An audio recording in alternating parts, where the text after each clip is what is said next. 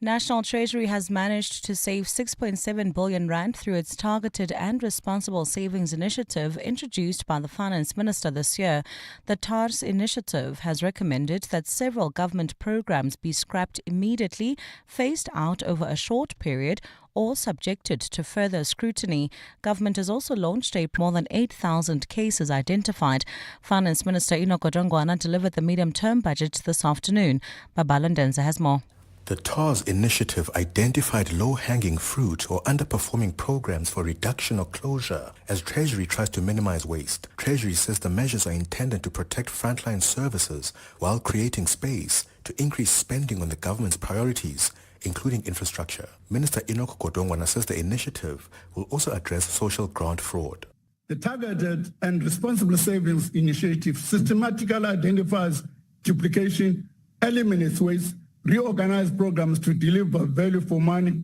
We are implementing medium-term savings of 6.7 billion by closing or scaling down low priority and underperforming programs immediately. More than half of this involves identifying people who are double dipping and defrauding in the social grant system.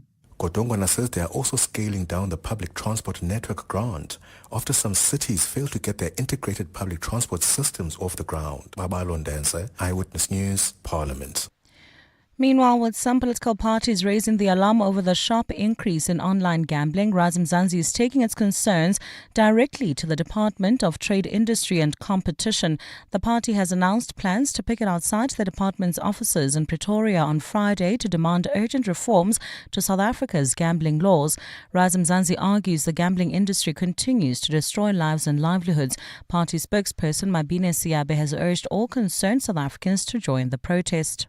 Makashule Ghana will deliver a memorandum of demands on behalf of the people of South Africa and outline Mzansi's 7-point plan to reform the gambling industry, an industry which is damaging lives and livelihoods. Mzansi remains steadfast in his campaign for reforms in the gambling industry, which in the 2024-25 financial year milked 1.5 trillion rand from South Africans while only paying 5.8 billion rand in taxes.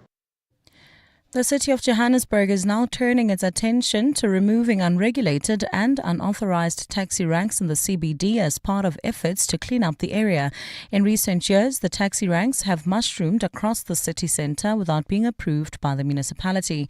Recently, the city has been evicting informal traders who operate outside designated trading zones and without municipal authorization. Johannesburg Mayor Dada Morero says illegal taxi ranks will be dealt with in the same way. Alpha Ramushwana has more. Johannesburg Mayor Dada Morero says the city is concerned about the rapid increase of illegal taxi ranks in the CBD. We are also going to be dealing, as part of our commitment, with illegal taxi ranks, and the process of engaging the taxi associations has begun. Morero says cleaning up the inner city will also include dealing with the scourge of homelessness. We are making a commitment to be dealing with homelessness so that it's properly organized in the city, appreciating and accepting that indeed we've got homeless people. It's been 8 months since President Cyril Ramaphosa instructed Morero to get his house in order after expressing concern over the state of decay in the CBD. Morero says progress is being made to clean up the city centre. Alpha Ramshwana, Eyewitness News. We move to the courts where alleged underworld gang boss Nafis Modak has not been able to explain to the court today why co-accused Zayn Killian was tracking the whereabouts of slain top cop Charles Kinnear before he claims to have instructed him to do so. Modak and Killian, along with 13 others, face 122 charges for various crimes, including Kinnear's murder 5 years ago. Modak was cross-examined about his testimony related to Killian pinging Kinnear for months before his eventual murder today. Carlo Peterson has more. Nafis Modak insists he only instructed Zayn Killian to track slain top cop Lieutenant Charles Kinnear in June 2020. However, evidence collected by the Hawks shows Killian pinged Kinnear since March that year. State prosecutor Greg Vormerans questioned Modak today about why Killian was pinging Kinnear without his instruction. How and why would Killian be pinging Colonel Kinnear in March and April on 3 different numbers? The Hawks' evidence shows Killian pinged Kinnear at least 2,400 times before his murder in September 2020. Carlo Peterson, Eyewitness News. And in Ghana, at least 6 people were crushed to death today after a crowd of job seekers surged through stadium gates during a military recruitment event in the capital, Accra. In a statement, the army said the deceased people were potential recruits. A military hospital official says 22 others were wounded in the stampede, with at least 5 in critical condition. The Ghana Armed Forces says the stampede took place in the morning when an unexpected surge of applicants breached security protocols and rushed through the gates of Al Waq Sports Stadium ahead of the scheduled screening. In addition to normal military activities, soldiers in Ghana are also tasked with targeting illegal mining operations in the gold-rich West African country. Gold's trading at $4,185.84 an ounce. The rand's at 17.10 to the dollar, at 22.46 to the pound, at 19.83 to the euro. Brent crude oil's at $63.17 a barrel. In your sport, South Africa confident ahead of their test series against India. Josh Hazelwood given the okay for Ashes opener following hamstring scare. And Toto Wolff in talks to sell part of his Mercedes F1 shares. A look at your weather. A fine start to Thursday in Gauteng. Otherwise, partly cloudy skies with afternoon thunder showers expected tomorrow. Joburg will drop to overnight lows of 17 degrees and peak at highs of 32. Pretoria is at 18, also reaching highs of 32 degrees. Vereniging's at 15 and 30. Partly cloudy skies for Cape Town with fresh southeasterly winds at a lower of 18 and a high of 28 degrees. The top story in Eyewitness News this hour. National Treasury has managed to save 6.7 billion rand through its targeted and responsible savings initiative introduced by the Finance Minister this year. EWN, in touch, in tune and independent.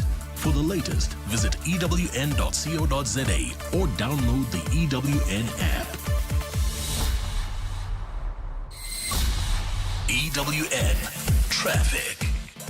Well, at this stage in the Tembisa area, we're still dealing with that accident scene on the R21 northbound near the R25 Pafsfontein off-ramp, still causing more than an hour delay all the way from Atlas Road. So if you're leaving OR Tambo International Airport heading towards Pretoria, I'd rather use Pretoria Road. That's through the Kempton Park CBD. There's also slow-moving traffic in the Calvin Alex area due to roadworks. This is on the N3 southbound between the Butlu interchange and London Road, Boxburg, Sunwood Park. There's also roadworks causing some delays. This is on the N17 eastbound between Rondebolt and Carnival City. In Cape Town, there's bumper-to-bumper traffic on the elevated freeway heading into the CBD. There's also an accident seen on the N1 inbound. This is approaching Newstenburg-Vlakte. This is causing heavy delays, and also expect some delays on the N1 outbound between Century City and Plattekloof. If you come across any other traffic issues, please WhatsApp us on 072-702-1702. There's more EWN on air, online, and on the EWN app. And now, The Money Show with Stephen Grootes on 702. Let's walk the talk. The Money Show with Stephen Grootes is brought to you by ABSA CIB, named Best Cash Management Services in Africa at the 2025 EMEA Finance Treasury Services Awards. Good evening. Welcome to the program. I'm Stephen Grootes, 9 minutes after 6. Well, a lot coming out of the medium-term budget policy statement. And in fact, it's actually quite rare to have an announcement the size of the one we had today. If you think about it, inflation targeting has been the policy of the South African government and the South African Reserve Bank since the year 2000. And it was then that the target band of 3 to 6% was instituted. And now, for the first time in 25 years, we've had a change to that. The Finance Minister, Enoch Godongwana, confirming that the inflation target is now 3%. A few moments after he spoke, the President, Cyril Ramaphosa, very quick to say that he supports the decision, putting the case for it, saying how it'll keep prices low over the longer term, how it will protect the poor. And I make that point because it is absolutely vital in this issue to have the President's backing. If you're the Finance Minister and you make an announcement like this, I must just say, not everyone sees it like that. Julius Malema, the leader of the EFF, obviously having a very different view. And he's saying that he believed this was the wrong decision. I made the point a couple of nights ago to you that it has astonished me how little conversation, how little political discussion there's actually been about this. But it is a big move and something that you do not see very often. Either way, it is going to make a big difference to our society one way or another. And I can't yet tell tell you how long it will take for inflation to get to 3% and stay there.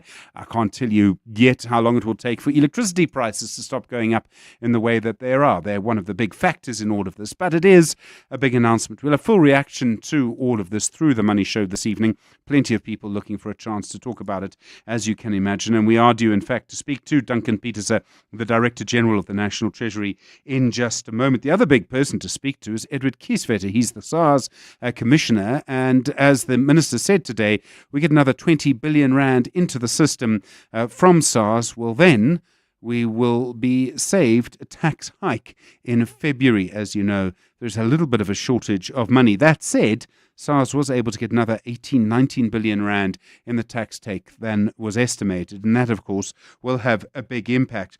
The other point just to make, and we've all known this for quite a long time, is that around 60%, over 60% of the budget is spent on what's called the social wage. In other words, that is money that goes to education, it goes to health, it goes to helping people's lives. And that is just an important thing to remember. So that would include, I presume, social grants, for example.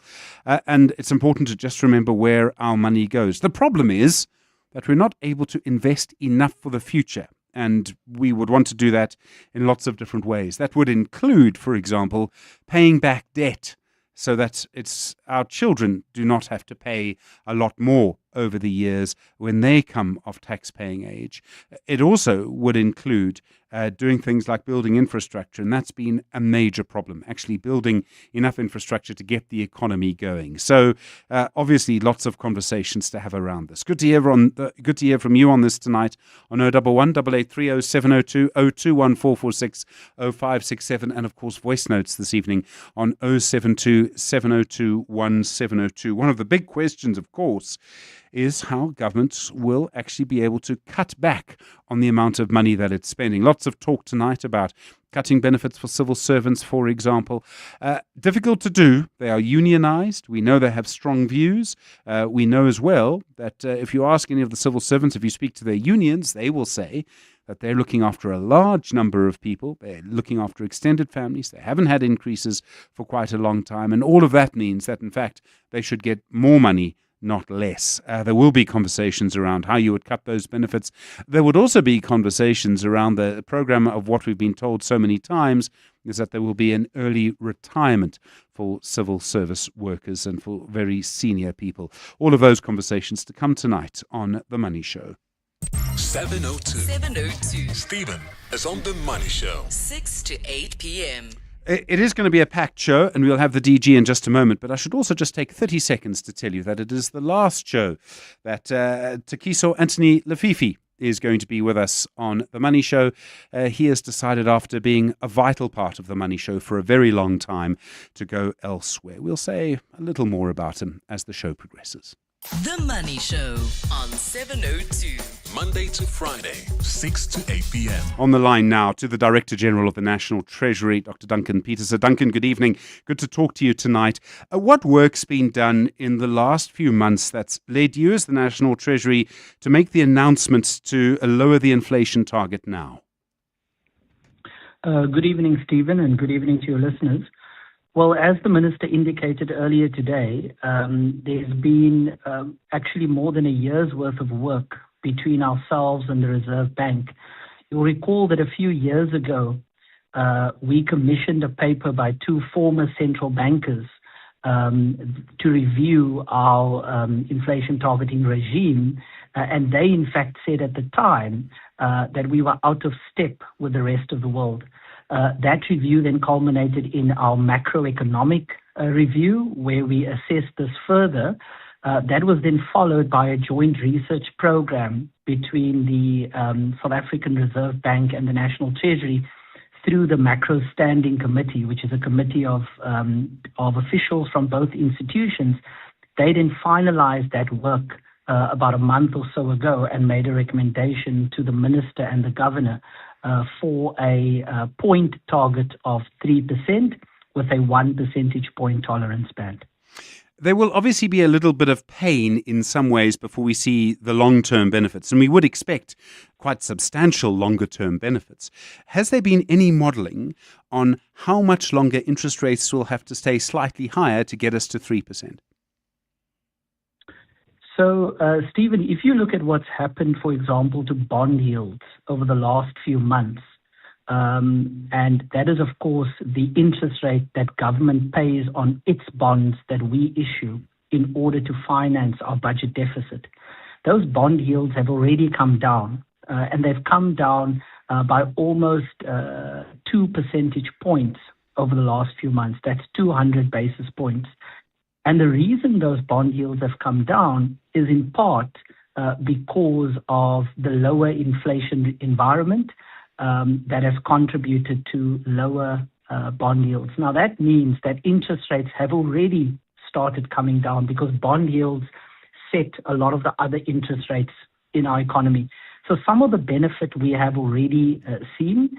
Certainly, if we are able to anchor inflation at 3%, which is where it already is currently, and maintain that over the longer term, as well as continue to build the fiscal credibility that we've been able to do over the last few months, and that culminated in today's MTBPS, certainly interest rates should come down. Now, the reason that's important is because cost of credit comes down for households if interest rates are lower, and over 60% of our GDP is linked to household consumption.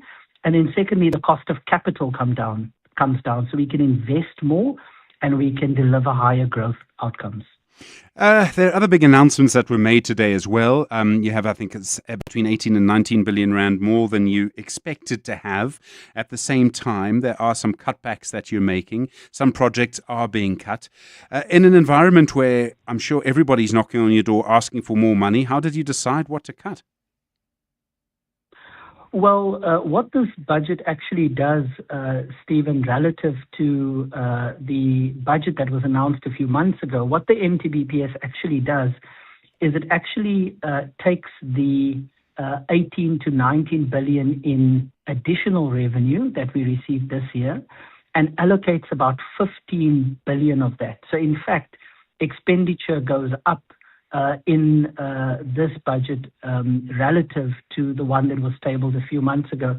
And the main additional expenditure that we've decided to allocate is for infrastructure, and that is for Transnet. And part of that is because we believe that a Transnet that invests in the iron ore corridor and invests in the North Corridor, which is the corridor that transports coal, is a Transnet that will have a healthier balance sheet and that will generate more revenue for the fiscus. So the bulk of the additional revenue that was gained this year actually went to support infrastructure projects. So overall, we believe that that will have a positive revenue and growth impact for the economy. There are some plans to cut back a little bit on civil servants' benefits, the early retirement issue as well. Do you think that's going to lead to tangible results? Won't there be a bit of opposition to that, perhaps? Well, what this MTBPS does, Stephen, is that it already announces 6.7 billion in savings over the next 3 years. And that was really about scaling down programs that are not working, in this case, the public transport network grant, as well as efficiencies from eliminating double dipping and other fraud in social grants. We are going to build on that work through the ghost worker audit that we are currently doing, through the review of other grants within the system. Early retirement helps because we are through early retirement making some funds available to exit workers to rejuvenate the civil service and replace those with younger workers that are often paid lower wages as well. So all of these initiatives will over time create much more efficient spending. And that is really what the Targeted and Responsible Savings Initiative tries to do. We were able to get some gains in this MTBPS in the form of the 6.7 billion. And certainly the Minister of Finance plans to make further announcements in this regard at the time of the budget next year. As I understand it, the Minister, Enoch Godongwana, was asked today about the plan by the Health Department to end the medical aid tax credit. I wasn't in the room, but I've seen various reporting that he said that's an attack on the middle class. Is the Treasury opposed to that idea? Are you going to tell the Health Department no? Well, what the Minister confirmed today, Stephen, was that there is no announcement on medical tax credits currently. And the Minister also said that at the moment he has no plans to make any announcements in this regard. Of course, we will continue to evaluate all different tax options, and typically we advise on the future of tax policy at the time of the budget, and we will continue to have engagements with the Department of Health. But as of this moment, there are no plans to do away with medical tax credits. Dr. Duncan Petersen, thank you so much for the time. Director General of the National Treasury. 21 minutes after 6, you with The Money Show. Edward Kieswetter is the Commissioner at SARS. Mr. Commissioner, good evening. You were able to get around 19 billion rand more than was originally estimated. Where did most of that money come from? Was it mostly the illicit economy? Stephen, it's a number of things. But let me just speak to what the economy produces. Under corporate taxes, we saw two higher than expected contributions in corporate taxes, mainly from the financial services sector, but also there were some dividend taxes that produced a once-off around about 1.5 billion rand. But the most significant, and then there was domestic VAT, which also indicates higher levels of consumption. But about half of the 18 billion, just more than half of it, actually came from our own compliance efforts. And what that could mean is the additional verifications we do when taxpayers submit their returns and claim VAT refunds. We're able to, in VAT, prevent the outflow of about 5.3 billion rands of refunds. And in corporate taxes, we were able to collect from refunds, but also in working 19.3 about 2.5 billion extra revenue. And then there was other odds and ends from fuel levy, dividend taxes. But collectively, here's for me, I think, a good data points. Firstly, we see that Treasury has now revised the GDP nominally from 6.3 to 5.3. So what explains a 9.3% increase in revenue? Well, that is a 14% increase in compliance revenues year on year. It's still below our benchmark, our trend benchmark. We would want to be in the band of about 16 to 19%. And we think in the second half of the year, some momentum in the work that we've done in the revenue recovery project will gain some momentum. And so we are confident. But, I mean, it's not just blind confidence. We have a significant machinery that looks at how we will, every inch, it gets us another bit closer to taking the pressure off the minister in the future to look at taxes. As I understand it, if we get another 20 billion rand more than is currently estimated before February, we will be saved another tax increase then. Are you confident you can do that? We've committed, Stephen, that the ring-fence amount of 2 billion, we want to yield at least between 20 and 50 billion. But the debt that we are now chasing, a significant component of that becomes more complex. So, for example, in the first cohort, the 35 billion we collected were debt that required a follow-up call, an SMS reminder, a gentle nudge here and there. The debt we are getting into now are more complex debt. It requires people with a higher level of skill, people who can understand and analyze financial statements, to look at whether companies actually can afford the debt if they don't dispute it. We've seen an increase in applications for debt deferment payment arrangements and for compromises. There's a 35% increase in court civil judgments, for example. So the next tranche of debt will require higher levels of skills. So we are looking at litigation attorneys, we're looking at legal debt collectors, and we've only begun to build that in the second quarter of the first half. So from about July to September, we started gaining that. We've employed about 80 people to look at more specialized debt collection, and we're hoping to ramp that up to 250. But we're also fishing in a market that doesn't always produce the kind of skills we need. Edward Kieswetter, thank you so much. The Commissioner at SARS. 26 minutes after 6. Peter Attald-Montalto is the Managing Director at Grootes. And Peter, good evening. Was this the right moment to reduce the inflation target? There's been virtually no political discussion about it, but inflation wasn't going to stay this low forever. Good evening, Stephen. Well, I think it's earlier than expected, but we're talking about 3.5 months here. We thought it would happen in the February budget. I think the environment and the political economy around this is clearly less of a problem than maybe we would have thought a couple of years ago.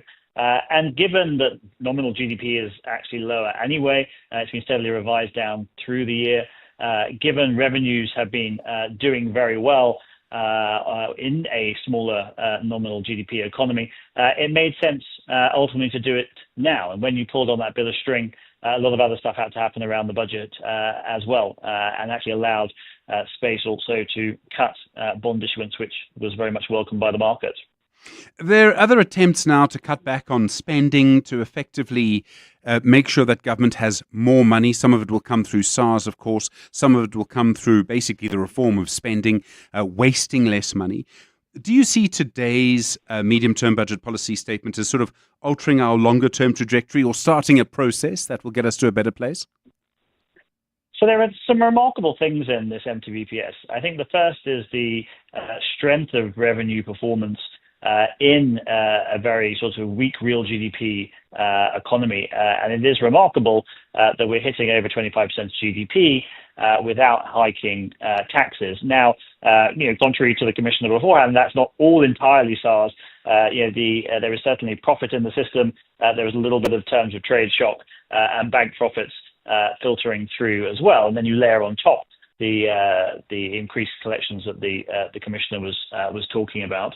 But also there is the start of this expenditure review process. Now, 7 billion of savings penciled in so far from this TARS process is small. It's going to start getting bigger. That doesn't include ghost workers yet. It doesn't include CETA reform and various other things. So this is really the start of a process as opposed to the conclusion. And I think all of that combined with pretty hefty buffers in the budget framework actually means there's a lot of wiggle room here if there are shocks to stick to the path. Peter Attald-Montalto, thanks so much. Managing Director at Grootes. The Money Show. The markets. Chris Stewart is the Portfolio Manager at 91. It was a busy day on the markets, never mind the speech today. Chris, good evening. A strong update from Woolies and investors loved it. Yeah, good evening, Stephen. Yeah, a 19-week trading update out of Woolworths today. Stock closing up almost 9%, albeit still in negative territory for the year before we get too excited. Talking to constant currency sales growth up 6.8%, with the food business growing similar rate to ShopRite, growing at about 7.7% over the period, albeit in a slightly different manner, with a larger contribution from food inflation in Woolies' mix relative to ShopRite. The fashion, beauty and home business, which has often been a little bit of an underperformer for Woolworths, doing quite well, seemingly doing better than the Truworths and Foschini Group equivalent formats, particularly in the beauty and home space. And reading between the lines, it does look as though they've managed to maintain or even grow their margin within that business as well. And then, the Country Road Group in Australia also doing somewhat better. Add to that the fact that they said they've done 353 million rands worth of share buybacks since September, with plenty more to come. And a pretty solid outlook from Woolworths and a pretty solid result and response from the market. And Bidcorp, they had their 4 months update. Yeah, Bidcorp, they came up with a 4-month update. It wasn't bad. Probably still a little bit of work to do to meet market consensus for the year, but there's every reason to believe that they can still get there. They reported constant currency revenue up about 6.4%, actually reported revenue a little bit more than that, 8%, and benefiting a little bit on the currency side. Trading profit up about 8.6%. In reporting currency, and earnings up about 7%. So not bad. Europe now having overtaken Australia as their largest, or Australasia, I beg your pardon, as their largest division. And it looks as though Europe went pretty well. Talking to some inflation coming back into the system, which is kind of a mixed blessing for them. They talk to core inflation growing faster than food inflation. Now, food inflation is good for their business, but core inflation outstripping food inflation, not so good for their business. And, they do have quite a large operation in the UK.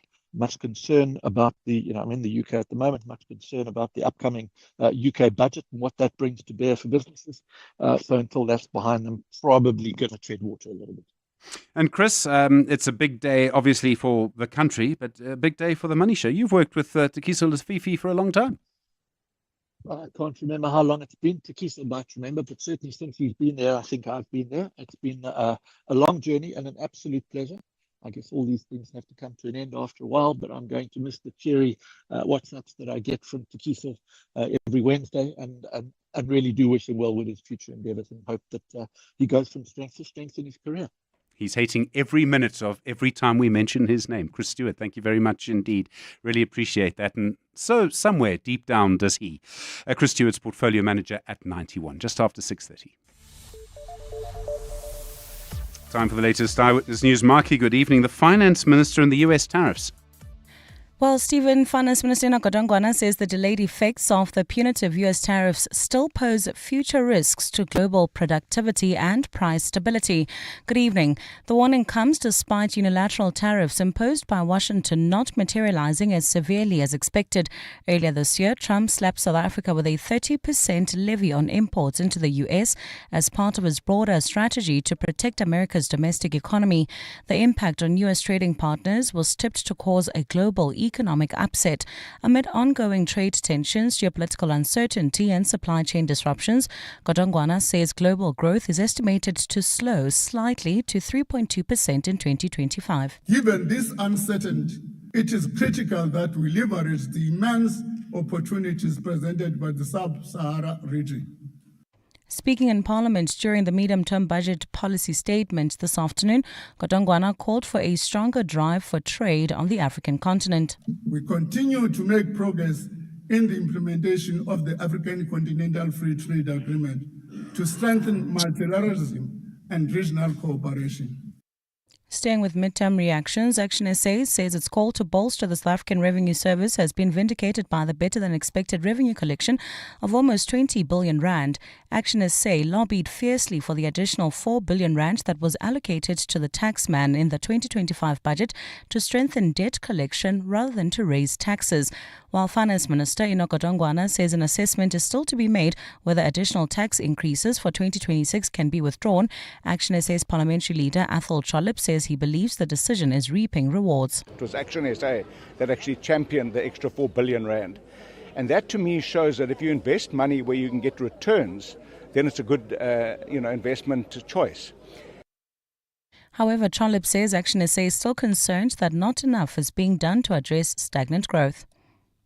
We're not extending ourselves. We're just maintaining around 1% growth, and then we have this high unemployment. And cost of living for poor unemployed people is just unsustainable in this country. So I fear that the Minister of Finance is not talking enough about expanding our aspirations for growth. That's an area of concern. The city of Ekurhuleni has added 68 new vehicles and 8 high-tech motorbikes to its metro police fleet as a measure to boost crime prevention capacity and service delivery. Today, traffic came to a standstill on Zurfontein Road in Kempton Park as officers conducted a stop-and-search operation at the city's launch of its festive season road safety campaign. Executive Mayor Nkosindipile Xhakaza says the launch comes at a crucial time as world leaders are set to flock at the G20 summit later this month. He says the city will not be a playground for reckless driving. Ekurhuleni is no place for a playground. And in this festive season, we're up with everything in our power to ensure that we push back. And Ukraine's energy and justice ministers have offered their resignations today, shortly after President Volodymyr Zelensky said both should go over their alleged involvement in a sweeping corruption scandal in the country's energy sector. Investigators earlier alleged a key Zelensky ally orchestrated a $100 million kickback scheme to siphon funds, triggering public anger at a time of widespread power outages caused by Russian attacks. Ukraine has long been plagued by corruption and cracking down on graft, is seen as a key requirement of its bid to join the European Union. Zelensky said his justice minister, whom investigators allege was involved in the scheme and received personal benefits, as well as energy minister, should tender their resignations. Neither is known to have been charged. A look at your weather. A fine start to Thursday in Gauteng tomorrow, otherwise partly cloudy with afternoon thunder showers expected tomorrow. Temperatures will drop to overnight lows between 15 and 18 degrees and peak at highs between 30 and 32 degrees. Partly cloudy skies for Cape Town with fresh southeasterly winds at a low of 18 and a high of 28 degrees. The top story in Eyewitness News. Finance Minister Enoch Godongwana says the delayed effects of the punitive US tariffs still pose future risks to global productivity and price stability. EWN Traffic. Well, we're still dealing with that accident scene in the Tembisa area. This is on the R21 northbound before the R25 Paffontein off-ramp, causing heavy delays all the way from OR Tambo International Airport. Otherwise, the rest of Gauteng not looking too bad. Things have settled down pretty nicely at this hour. However, in the mother city, we still have bumper-to-bumper traffic on the elevated freeway heading into the CBD of Cape Town. There's also slow-moving traffic N1 outbound. This is between Century City and Blatterkloof. Also, traffic remains heavily backed up on the M5 southbound between Barkley Road and Kenilworth. If you come across any other traffic issues, please WhatsApp us on 072-702-1702. There's more EWN on air, online, and on the EWN app.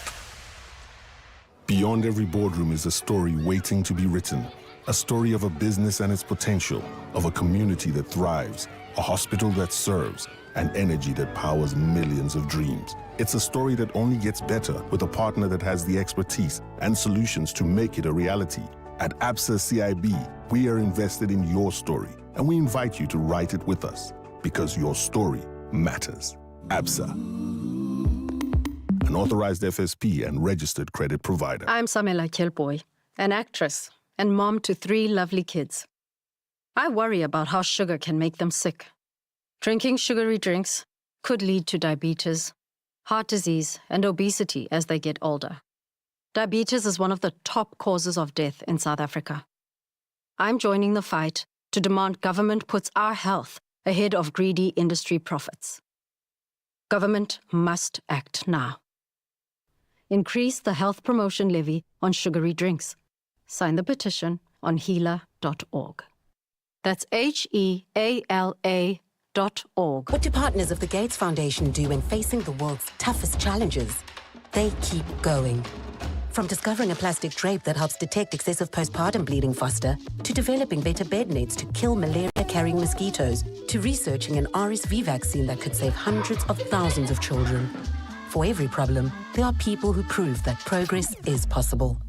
The Gates Foundation, partners of human potential. Learn more at gatesfoundation.org/keep going. The Money Show with Stephen Grootes. Well, some reaction to the medium-term budget policy statement. Takiso, some of these voices might sound familiar. Hi, Takiso. I just want to wish you all the very best in your new venture. I really am sorry that you're going. I know that our paths will still cross. But my biggest fear, though, is that as a long-time suffering fellow Arsenal supporter, the Money Show is going to replace you with a Liverpool supporter. Just not going to be the same. Working with Takiso for, I think it's almost 15 years on the Money Show has been a real privilege. He is a phenomenal human being, one of the kindest, most caring people I've had the privilege to know. And in an environment like live radio, he's always gracious, very calm, always caring, and always has time to ask questions and get to understand the situation and what's going on. And so I've always felt very cared for on a very high pressure operation like the Money Show. So I'm very sad that he's leaving, and I really do wish Takiso all the best. I'm sure he'll be a great success in what he does next. And I'm sure that all of us that have worked with him over the years are going to be very sad to see him go. All the best, Takiso. You're a good man. Hey, Takiso, this is Moteo. It's been an absolute pleasure working with you these few years on The Money Show. Thank you for being a hard man, the brains trust of The Money Show, also ruling with an iron fist, but also walking us through it sometimes when we needed to, and saying no to the bad ideas, and from time to time saying yes to the brilliant ones. Thank you so much, man. Look forward to seeing you around. I know you still write a lot of columns, so love reading your work. All the best for the future and all your other endeavors.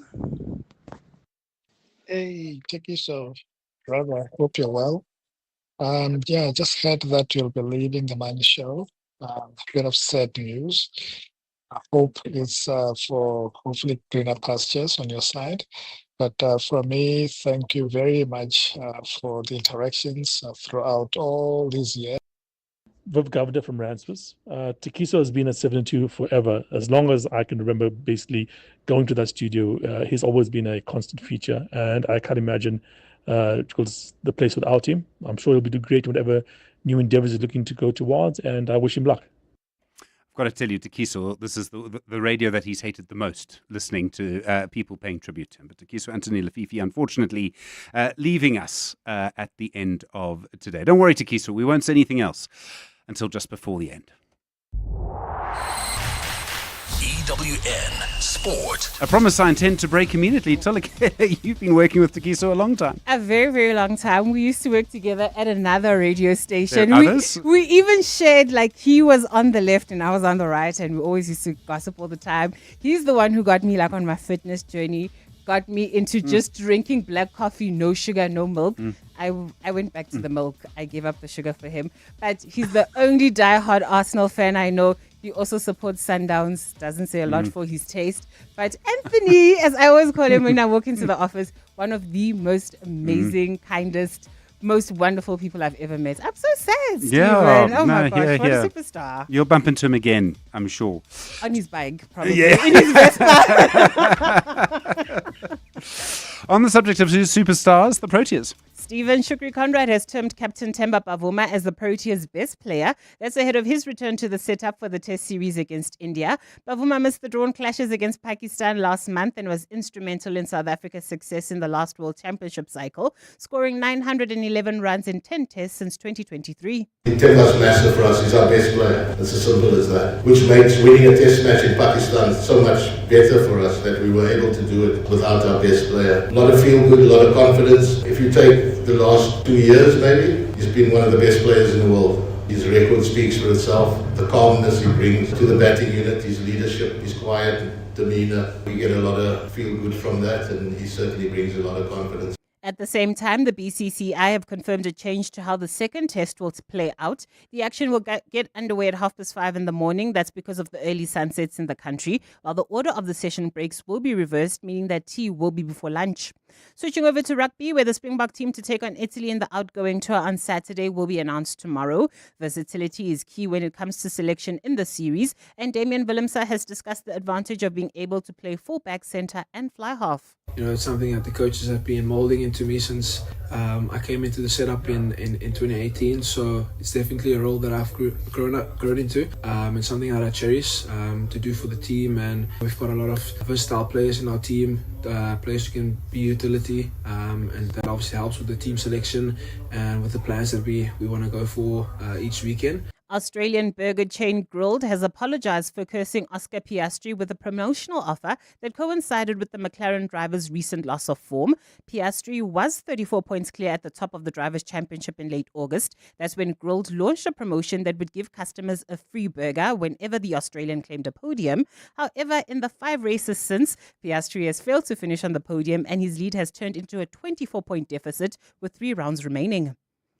You're judging them, aren't you? Yeah, because it's Australian, not because of the curse.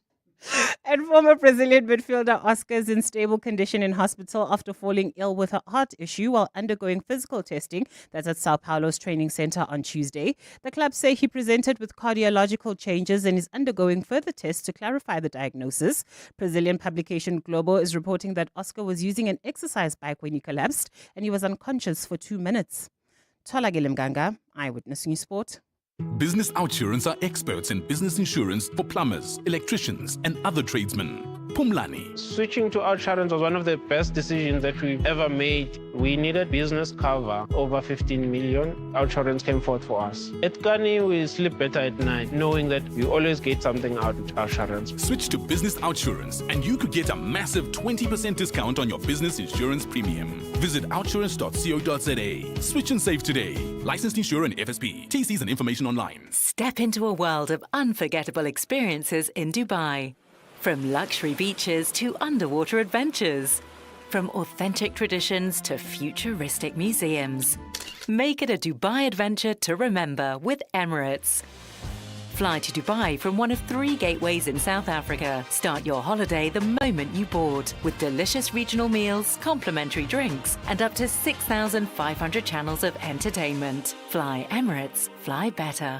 Small businesses are anything but small. They're the backbone of our communities. The dreamers, the doers. The ones who keep Mzansi moving forward. That's why 702 and Capitec Business Banking are putting them in the spotlight.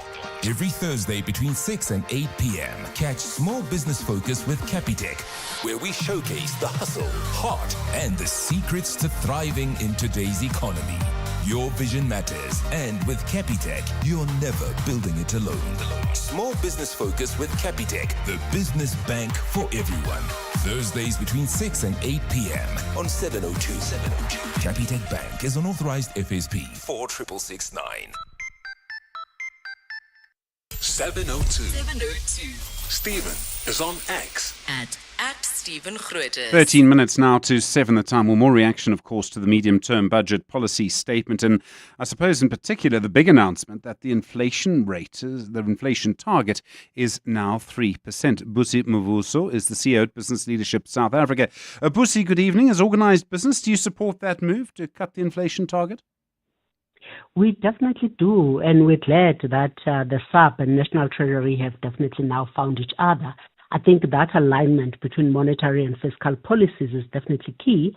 And I think when you think about it, Stephen, over time, it decreases inflation expectations, creating room for lower interest rates. And this would definitely support household spending and business investment. It will boost economic growth and job creation. In the short term, however, the fiscal costs of a lower target, which will include lower nominal GDP and revenue growth, will make achieving fiscal targets more challenging. So the long-term benefits is what we're aiming from here, and I really think that taking this step will definitely far outweigh, the short-term costs, as it were. So definitely the right move.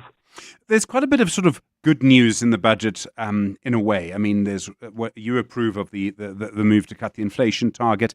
We see that SARS has increased the tax take. We can see government is trying to reform where it spends money, so it's trying to cut back on wastage.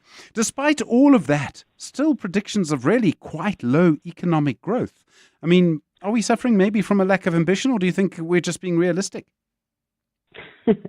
I think we are being realistic. I really think that once you have lost confidence from the markets, Stephen, it becomes very difficult to actually regain that back. I think there is no denying that South Africa has not held the position of being the gateway to the African continent. We know that we've been surpassed by your Kenya, Ghana, even smaller economies like Rwanda, and so forth. So I really think that probably maybe the international community, investor community is playing a wait and see. They'd like to see, for instance, some of the challenges that had already shown up in the government of national unity.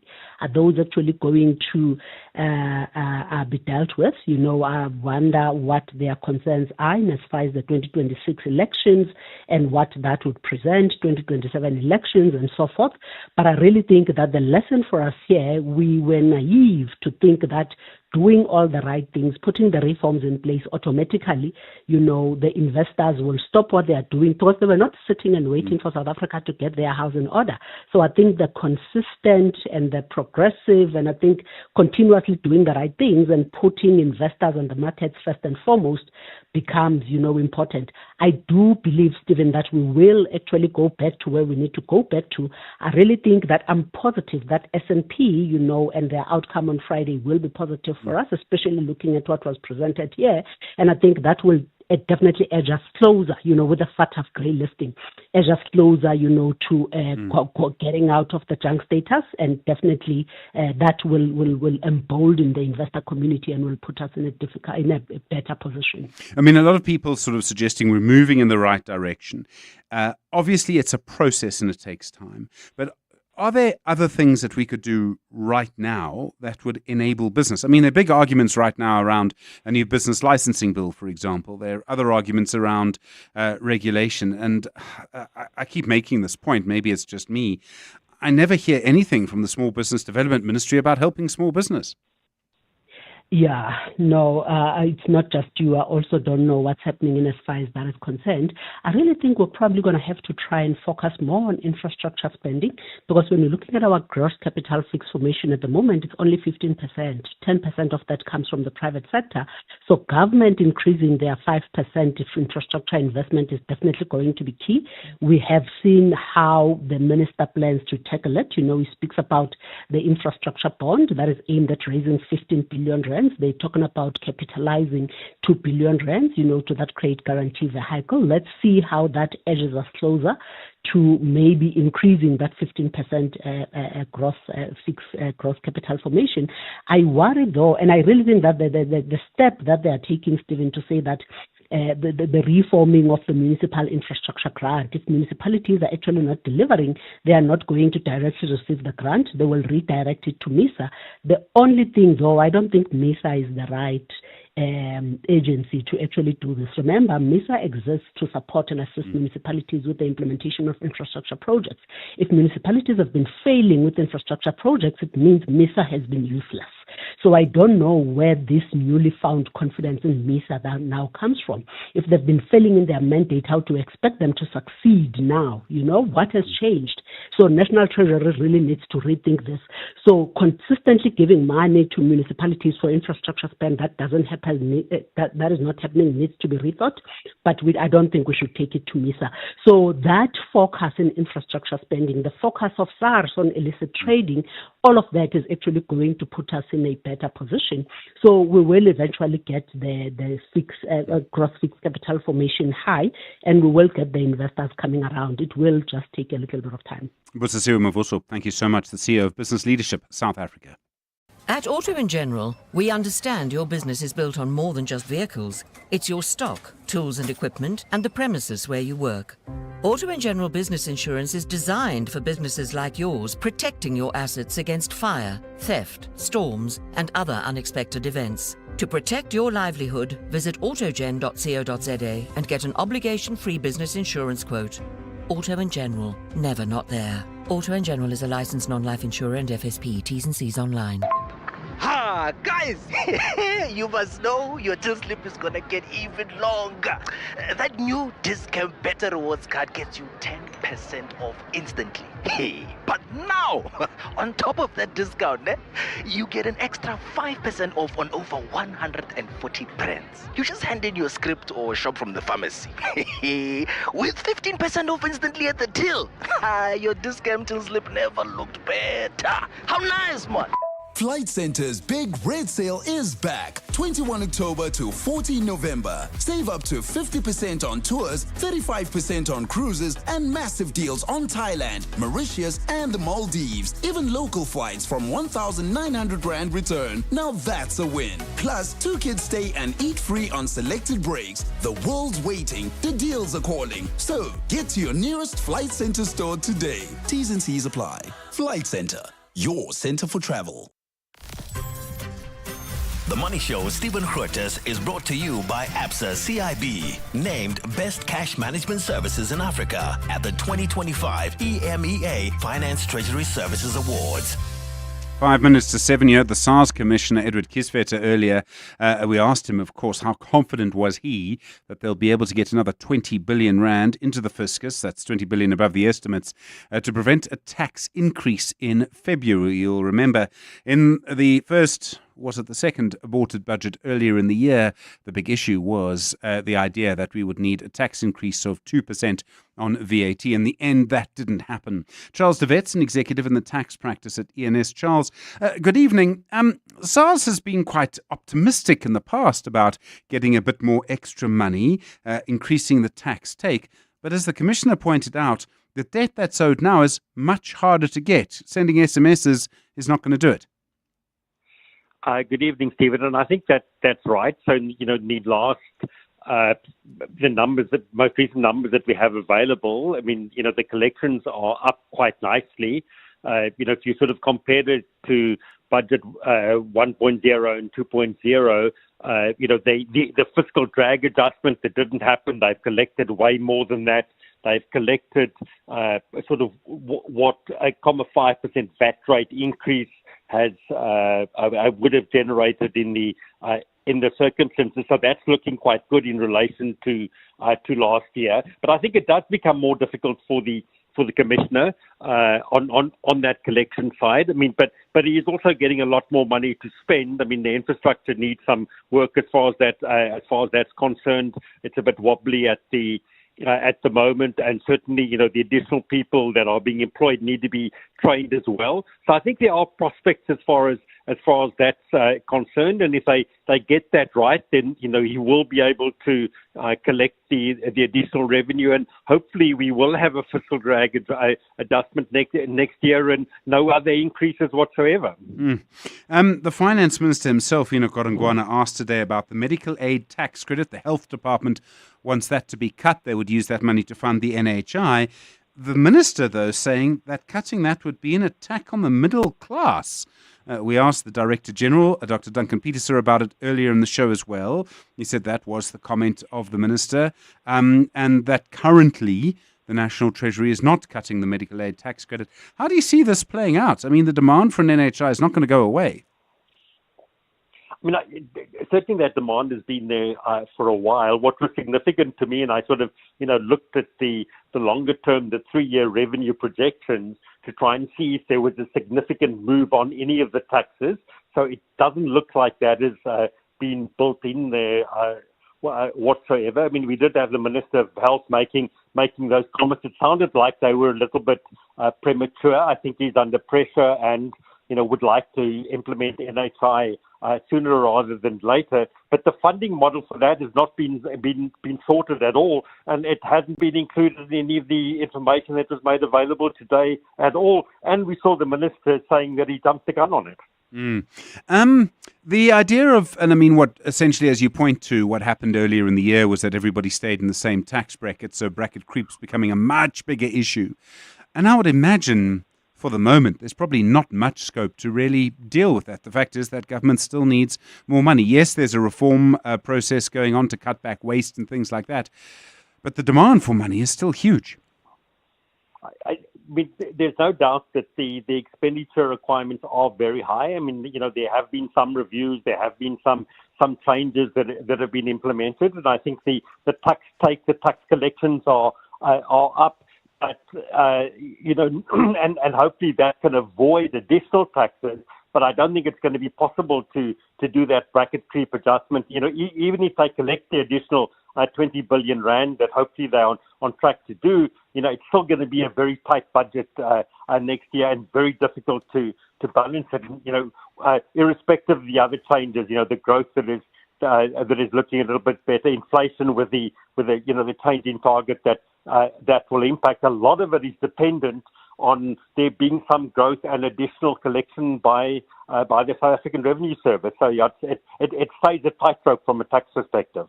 Charles de Wet, thanks so much. I really appreciate it. Executive in the tax practice at ENS. One does get a suggestion that the Finance Minister, who kind of has the final say in this, obviously I suppose could be overruled politically, has made up his mind. And certainly that comment that removing the medical aid tax credit would be an attack on the middle class, and his point is that it's they who are paying most of the income tax anyway.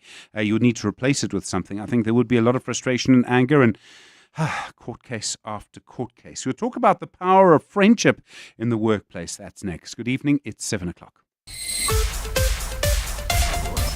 This is EWN. Good evening, I'm Maki Malapo. 2 student accommodation buildings funded by NSFAS in Joburg's inner city have been disconnected for owing a combined 12.4 million rand in unpaid electricity bills. The disconnections are part of the city's ongoing mayoral CEO cleanup campaign in Region F, which includes the inner city and Braamfontein. The campaign, led by City Power, targets defaulting customers and illegal electricity connections in an effort to recover billions owed to the city.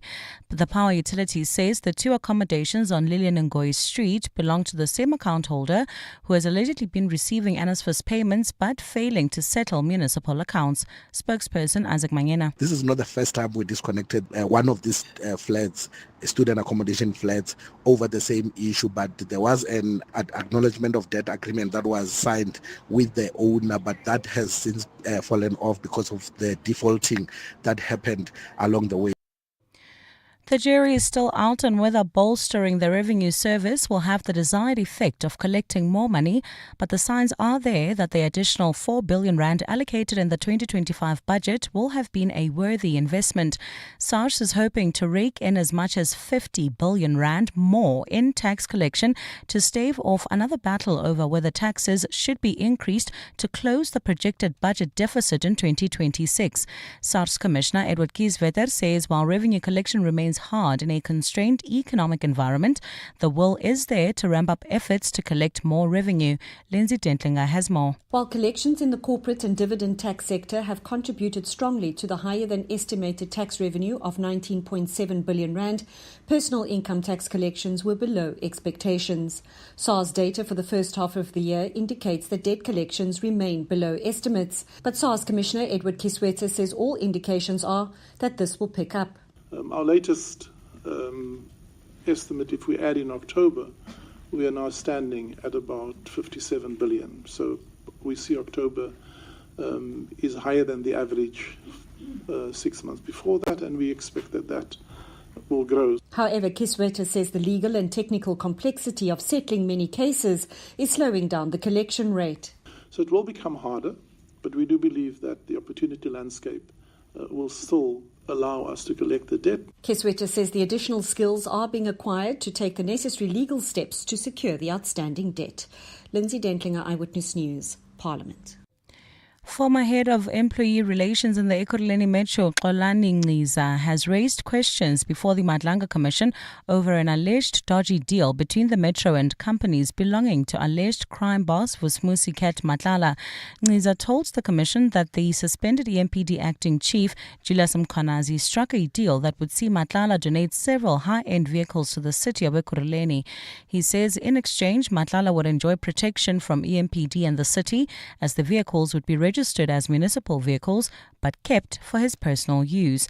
Ngqiza has expressed suspicion over what the vehicles were used for. What is it that was ferried through these vehicles? We don't know that. But what we do know is that if these vehicles encountered any form of scrutiny by any law enforcement agency, that law enforcement agency probably would have said they are municipal vehicles and therefore let me back off. The High Court sitting in Benoni has heard that the former apartheid officers charged with the murder of student activist Caiphus Nyoka clearly had the intention to kill, not to arrest him. The court is heard closing arguments in the murder case against Leon van der Berg, Abraham Engelbrecht and Peter Stander. Nyoka, who was a COSA student leader, was murdered at his home in Davidson on the East Rand in 1987. One of his killers, Johan Marai, a former apartheid police officer, confessed to the crime and has been sentenced to 15 years behind bars. Khomotso Modise has more. The state in the murder case of Caiphus Nyoka has been arguing that Leon van der Berg, Abraham Engelbrecht and Peter Stander went to his Davidson home with the clear intention to murder him. Nyoka was found in his room with 2 friends who were taken out before he was shot multiple times. Prosecutor Advocate Daniel Mogotsi says Leon van den Berg, who was a major at the time, gave an order for Nyoka to be murdered while he stood outside. Because he had no reason to go inside the training room because the instructions were already given. What was to happen there was obvious. He was satisfied that the foot soldiers will do what he had instructed them to do. He had no reason whatsoever. While the accused do not deny shooting Nyoka, they've not given a defense on why they pulled the trigger. They've also chosen not to give a version. Khomoza Modise, Eyewitness News in Benoni. And President Cyril Ramaphosa says the United States boycott of the G20 summit in South Africa later this month will not prevent the meeting of the world's leading economies from going ahead. Pretoria and Washington have clashed over a range of policy issues, including South Africa's summit agenda, culminating in President Donald Trump announcing at the weekend that no U.S. official will attend the Johannesburg gathering. Ramaphosa told the media in Cape Town today that they will take fundamental decisions and the U.S.'s absence is their loss, adding that in many ways America is also giving up the very important role that they should be playing as the biggest economy in the world. Following in the footsteps of his staunch ally and financial backer Trump, the AFP reports that Argentinian President Javier Milei will also skip the summit set for November 2022 and 23rd, and also marks the first time the G20 will convene on African soil. South Africa, current G20 chair, wants to use its presidency to champion global South priorities, including boosting climate resilience and tackling debt in developing countries before handing the baton to the United States next year. The US has labelled South Africa's theme of solidarity, equality, sustainability as anti-American. Gold's trading at $4,199.94 an ounce. The rand's at 17.10 to the dollar, at 22.45 to the pound, at 19.82 to the euro. Brent crude oil's at $62.75 a barrel. Well, at this stage, if you're in the Tembisa area, slow-moving traffic. This is on the R21 northbound approaching Olifantsfontein Road. Also, we're still dealing with that accident scene in the mother city. This is on the N1 inbound approaching Houston-Bergvlakte. That's causing delays. Also, accident scene. This is N1 outbound approaching the R300. A look at your weather. A fine start for Gauteng tomorrow. Otherwise, partly cloudy skies with afternoon thunder showers expected. Joburg will drop to overnight lows of 17 degrees and peak at highs of 32. Pretoria is at 18 and 32 as well. Vereeniging is at 15 and 30 degrees. Partly cloudy skies for Cape Town with fresh southeasterly winds at a low of 18 and a high of 28 degrees. The top story in Eyewitness News this hour. 2 student accommodation buildings funded by NSFAS in Joburg's inner city have been disconnected for owing a combined 12.4 million rand in unpaid electricity bills. EWN, in touch, in tune, and independent. For the latest, visit ewn.co.za or download the EWN app. And now, The Money Show with Stephen Grootes on 702. Let's walk the talk. The Money Show with Stephen Grootes is brought to you by Absa CIB, named Best Cash Management Services in Africa at the 2025 EMEA Finance Treasury Services Awards. Well, lots to come. It's 8 minutes after 7. We'll talk the value of friendship in the workplace. Now, how much time have you spent networking? I mean, you go to events and they'll often say networking time, by which they mean, getting new business, doing this, doing that, meeting people. I also know, often when I bump into people who are clearly old friends, and I'll say to them, how do you know each other? So often, one of them will say, we used to work together. And people have become really close friends out of that. And I think that absolutely happens. It's so important, actually. I am one of those people who, if I didn't have a job, I would need to get out of the house every day and go and see people. Otherwise, I'd drive myself and everyone who lives with me absolutely mad. But I do find it interesting, the power of friendship in the workplace. Your consumer ninja, Wendy Nola, talking tonight about car insurance and just, check the fine print. And in fact, I think she might just tell you to check the fine print ahead of December. And then really looking forward to our conversation. I think the last guest Kiso Anthony Lafifi is getting for us on his last night as a producer of The Money Show. Professor Bonang Mohale has done many, many things. I first came across him, I think, as president of Business Unity South Africa. He's chancellor of the University of the Free State. He's done many, many things in our society, and he's already here, in fact. So really looking forward to the conversation, your shapeshifter conversation tonight with Bonang Mohale. Good to hear from you on 011 883 0702 021 446 0567 and voice notes on 072 702 1702. The Money Show. Business Unusual. Well, if you had to go through a list of your friends, how many of them would come from work? If you had to have a party celebrating a birthday or something, how many of your work friends, maybe someone in your family, maybe a child gets married, how many of the people who come are actually people you met through work? And it's a conversation, I suppose, about real connection. Sapiwe Moyo is the organizational behavior specialist. Sapiwe, good evening. We talk about networking all the time. Friendship is probably a lot more important. Sapiwe, I don't know if you've muted yourself or if you're there or if the problem's on our side.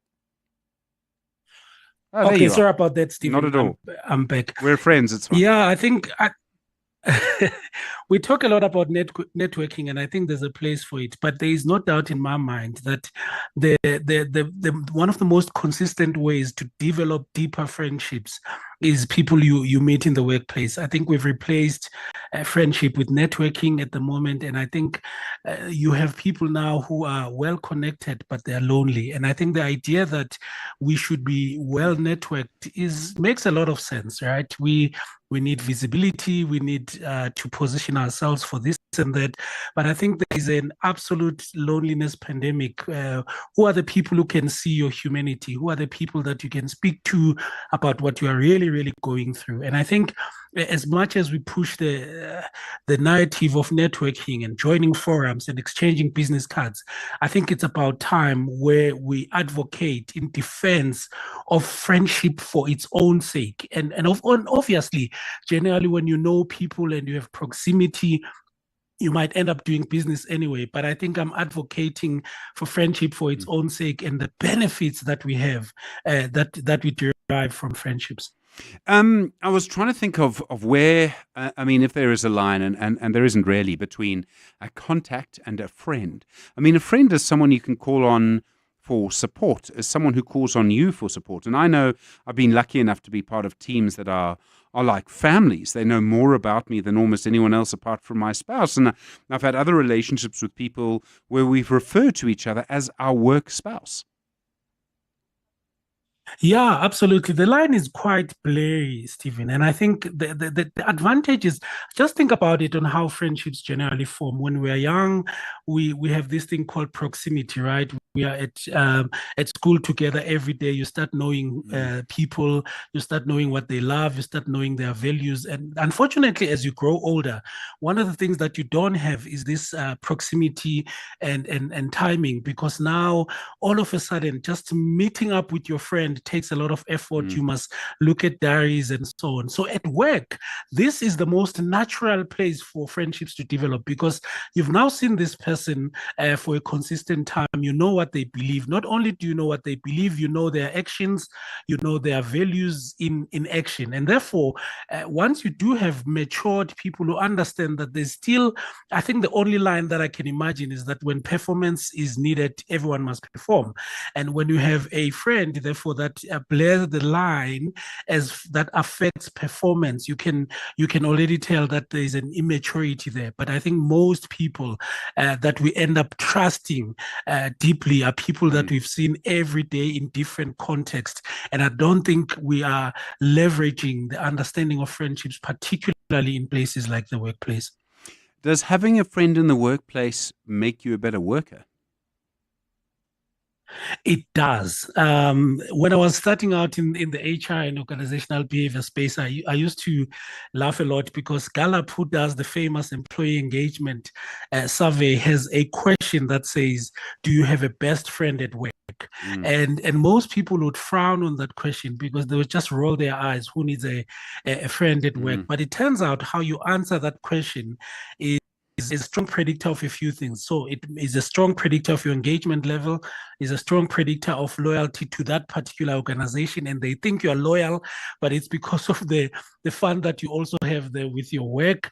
But it's also a predictor of productivity as well. And which is where most leaders will be interested in. So you do become a better worker when you have a friend at work. Even that ability to decompress a little bit and be able to speak about what is going on at work, that shared humanity is very, very important. I think one of the strengths of a person who is your friend at work is that you can often, and I've seen this myself, someone will come in to a work team environment and say things about their family or their home situation that they wouldn't say to anyone else. And they can do that because they feel safe and because they know it won't go any further. They don't mean anything bad by it, by the way. They're just venting. I mean, there's a technical term for that, letting off steam. But that's a sign. I mean, I've always seen that as quite a positive thing. It's a hugely positive thing. In fact, I think if you are a spouse or a partner and you are jealous of your person being able to speak with someone at work, you're missing the point. The person definitely needs someone they can trust to let off the steam. They need someone that they can trust sometimes to just hold the space for them, but also to have a bit of a perspective. Once people trust you, they trust your judgment, they want a different perspective as well. And for me, one of the things I argue is that no spouse, no partner can be everything to every human being. And if you are able to have a few friends at work and you are able to just let off steam and so on, you go back to your partner and you're smiling and you're fresh again. And for me, I think even the impact of having friends on your natural relationships with your wife, with your partner is very, very important. And not just because it's of positivity, laughter and celebration and emotional uplift, which are good on, but mostly for that vulnerability, Stephen. It becomes that safe emotional sharing beyond small talk. And you can tell when people have reached that point where they move past the small talk, they start valuing the friendship a little bit more, and it starts helping them in their health generally as well. Is there a thing, I mean, I'd presume since the start of the pandemic, the fact so many people work from home, still hybrid working and all the rest, that I think a lot of people must feel a bit lonely at work. Even in a busy room with other people joking, you can feel quite lonely. A friendship will inoculate you against that. Yeah, my goodness, we've lost so much, Stephen, during that COVID period. I think we've lost, even though you are still productive at home, as many people would argue, particularly when you're doing your deep work. One of the things that you are just missing is the ability to speak to people. There comes a point when you're working from home, and I've experienced this myself, when I'm like, goodness me, I haven't spoken to a human being, and you can tell there's just a loneliness bubbling under, and there's a certain level of cynicism once that you start having when you are all you do every single day is look at your laptop and work. And many people are just underestimating the power of those water cooler conversation, that little laughter, that little walk towards the smoking area, even when you don't smoke. It turns out those moments, they generally make us, what humans are, because we're made for belonging, we're made for connection, and those places are naturally wired for that connection, as opposed to these back and forth WhatsApp messages trying to schedule a bit of a coffee with a friend. Workplaces gives you a natural place for you to be able to connect with 5-10 people at a time, and maybe just one deeper conversation a day with someone else. There are also people like you, and that must help. In other words, they're interested in what you're interested in, almost because of the fact that you work in the same office. They do. So you have this perfect place where not only are you in proximity, not only do you have proximity with someone, but there's a certain energy based on the things that you both do. And everyone, Stephen, wants that kind of connection. It really does help. As opposed to those dopamine rushes we get with people liking our photos, which are, they give us that rush, but they obviously fade. You get those with genuine people who can look you in the eye, and there's a beautiful soul-to-soul connection, which cannot be replaced by anything else. Thank you so much. Sipiwe Moyo, Organizational Behavior Specialist with Business Unusual tonight, 19 after 7. Beyond every boardroom is a story waiting to be written. A story of a business and its potential, of a community that thrives, a hospital that serves, and energy that powers millions of dreams. It's a story that only gets better with a partner that has the expertise and solutions to make it a reality. At ABSA CIB, we are invested in your story, and we invite you to write it with us, because your story matters. ABSA, an authorized FSP and registered credit provider. KwaZulu-Natal has it all, believe it. The Zulu Kingdom is home to unforgettable adventures and experiences that will stay with you forever. Why not invite Abundase and whale watch along our wild coast, or turtle track in the heart of St. Lucia? Take a tour of our historic battlefields. Then rise above the beautiful Midlands meander in a hot air balloon trip made for two. Unforgettable happens here. Zwagala. At Chamberlain's, there's something for everyone. From building supplies for the home renovators to garden essentials for the homemakers. From power tools for the DIY doers to painting supplies for the patio Picassos. We even have coffee for the slightly sleepy and snacks for the young ones. And for the ones who can never quite find what they're looking for, we have you covered too. With our promise to find and source whatever you need.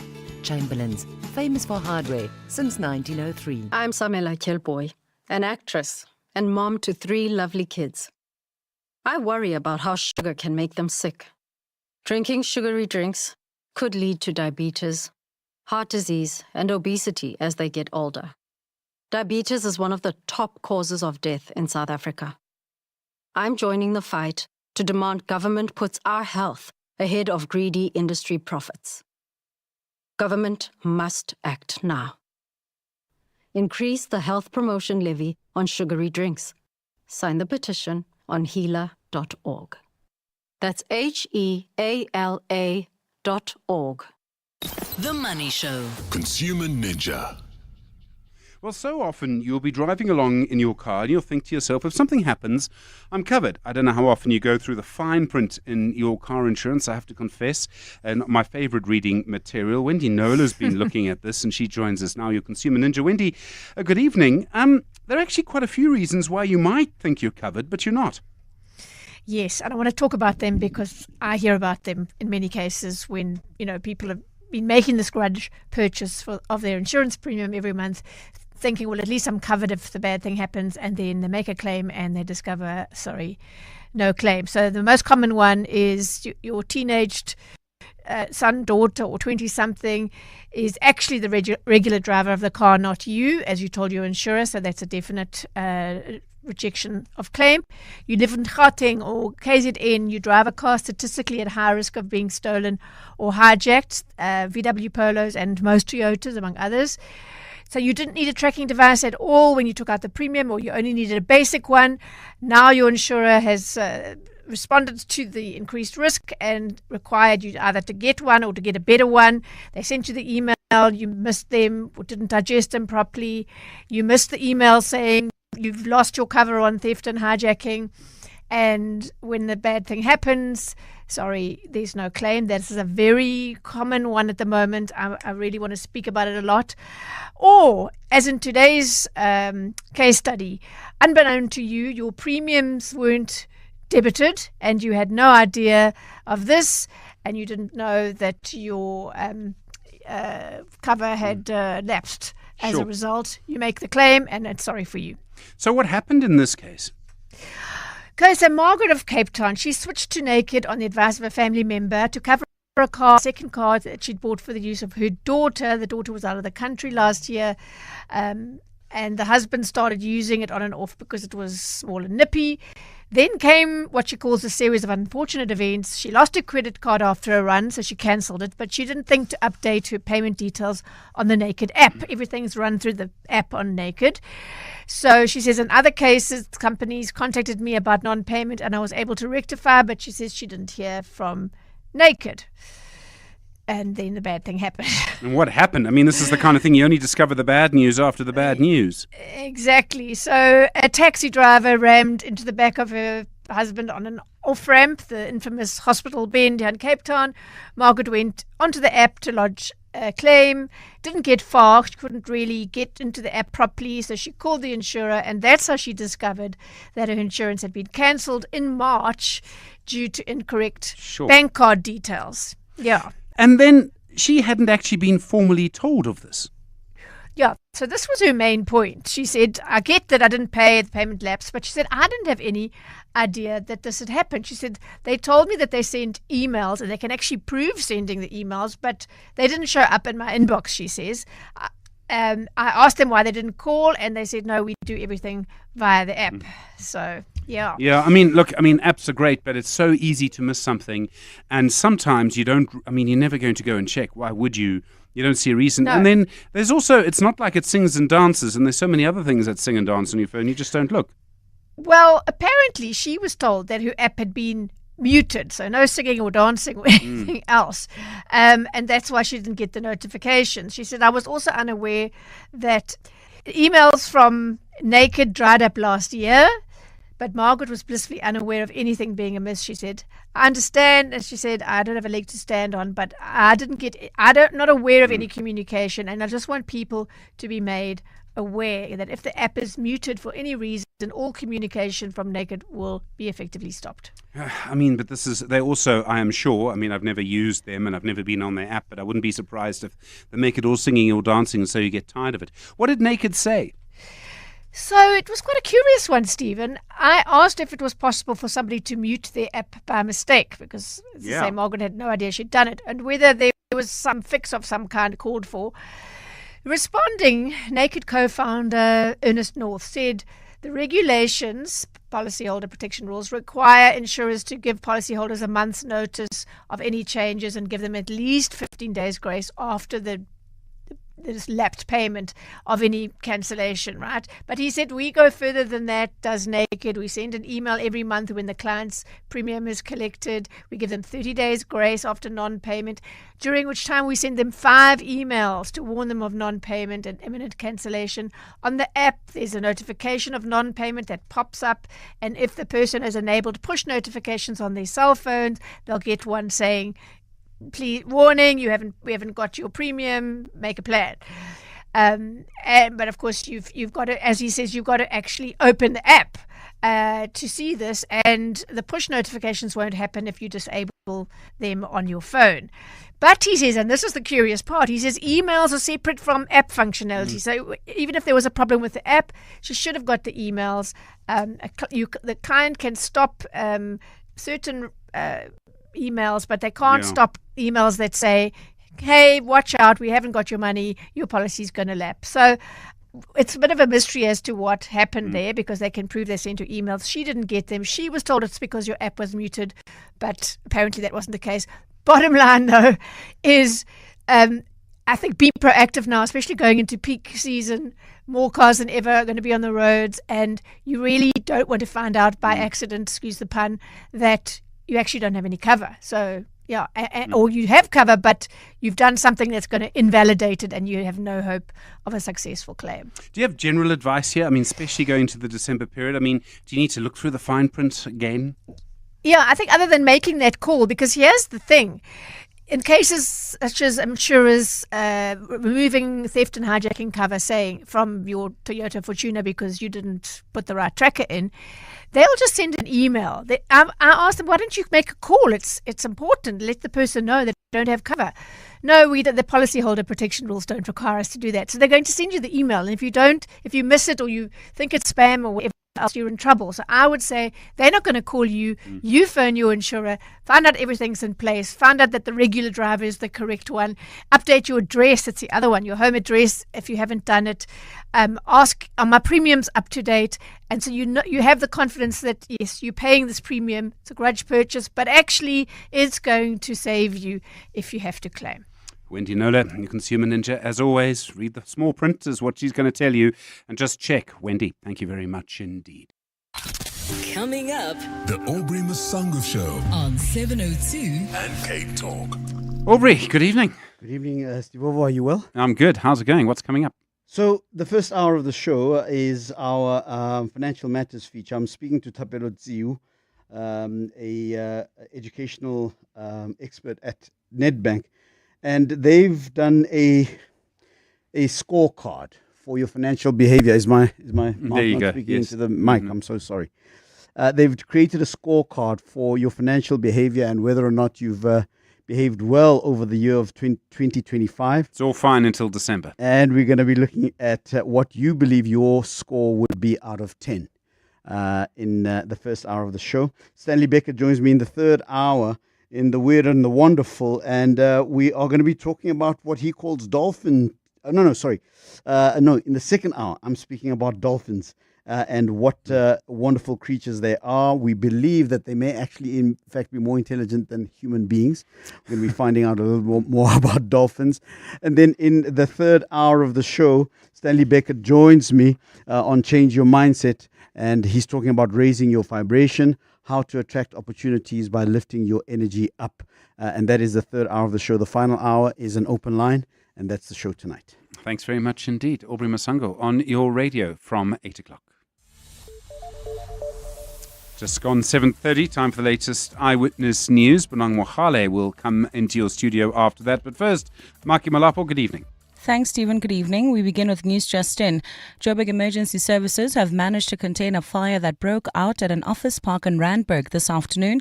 The emergency department says a blaze could be seen coming from a building on the corner of West Avenue and Oxford Road.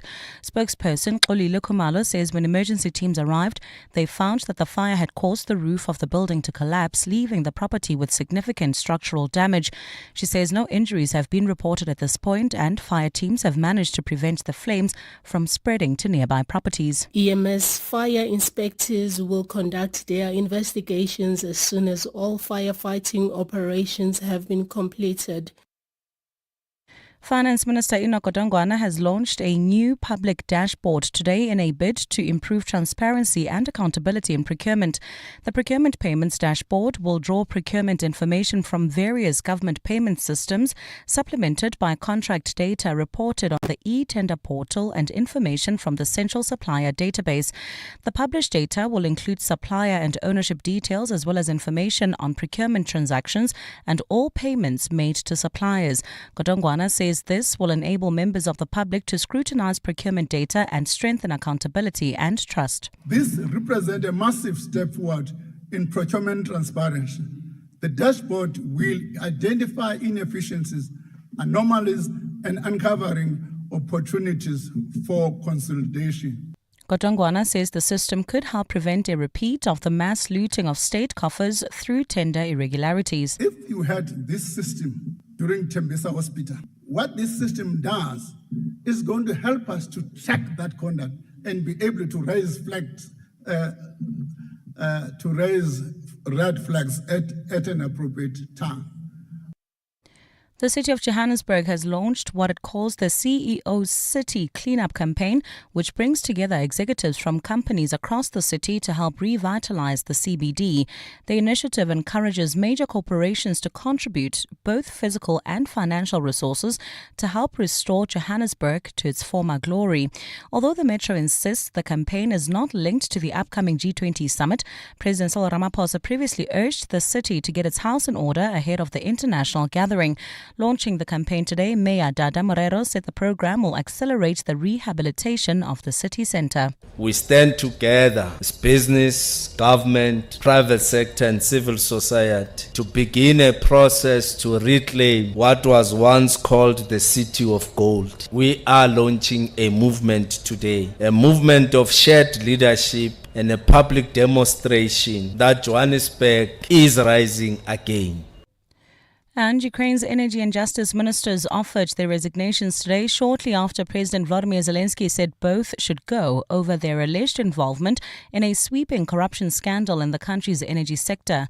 Investigators earlier alleged a key Zelensky ally orchestrated a $100 million kickback scheme to siphon funds, triggering public anger at a time of widespread power outages caused by Russian attacks. Ukraine has long been plagued by corruption, and cracking down on graft is seen as a key requirement of its bid to join the European Union. Zelensky said his justice minister, whom investigators allege was involved in the scheme and received personal benefits, as well as the energy minister, should tender their resignations. Neither is known to have been charged. A look at your weather. A fine start to Gauteng tomorrow, otherwise partly cloudy skies with afternoon thunder showers expected. Temperatures will drop to overnight lows between 15 and 18 degrees and peak at highs between 30 and 32 degrees. A partly cloudy day for the mother city with fresh southeasterly winds at a low of 18 and a high of 28 degrees. The top story in Eyewitness News. Joburg Emergency Services have managed to contain a fire that broke out at an office park in Randburg this afternoon. That's the sound she needs to hear to pretend to be sleeping. The sound that warns her to start hiding things that could hurt her. The one that alerts her to stay out of his way. And that's the sound that tells her not to ask how his team played. Win or lose, there's no excuse for gender-based violence. Take the Champions for Change course at noexcusesa.com. Step into a world of unforgettable experiences in Dubai. From luxury beaches to underwater adventures. From authentic traditions to futuristic museums. Make it a Dubai adventure to remember with Emirates.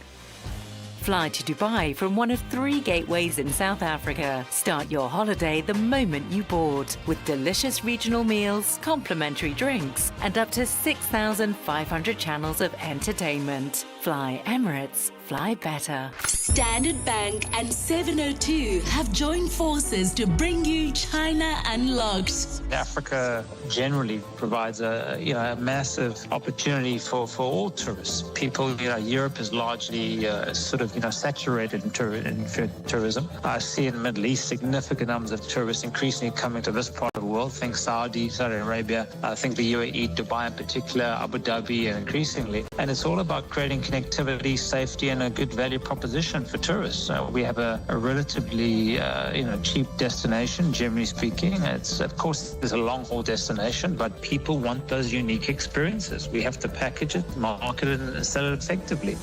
Don't miss China Unlocked on 702 Drive with John Perlman. Tuesdays on 702. Brought to you by Standard Bank Business and Commercial, an authorized FSP and registered credit provider. The Money Show. Shapeshifters. Well, we're very privileged, honoured, in fact, tonight to have invited, and he accepted, a Professor, I don't know if I call him a doctor as well, or Mr. Bonang Mohale. He's many things. He's the Chancellor of the University of the Free State. You'll know he was the CEO of Business Leadership South Africa. He's been the chair at Bidvest, at ArcelorMittal SA. It's a long, long list, in fact. And Bonang, good evening. It's so good to see you again. Thank you so much for coming in. Thank you for having me, Stephen. I haven't read your autobiography yet. I'm sorry that I haven't. It's called Coming In From the Cold. It's available now. Buy it quickly because it's flying off the shelves from what I understand. But I was thinking about earlier today when you and I first came in contact with each other. And it might have been when you were still in the oil industry, but I remember specifically when you were playing a role in the leadership of business.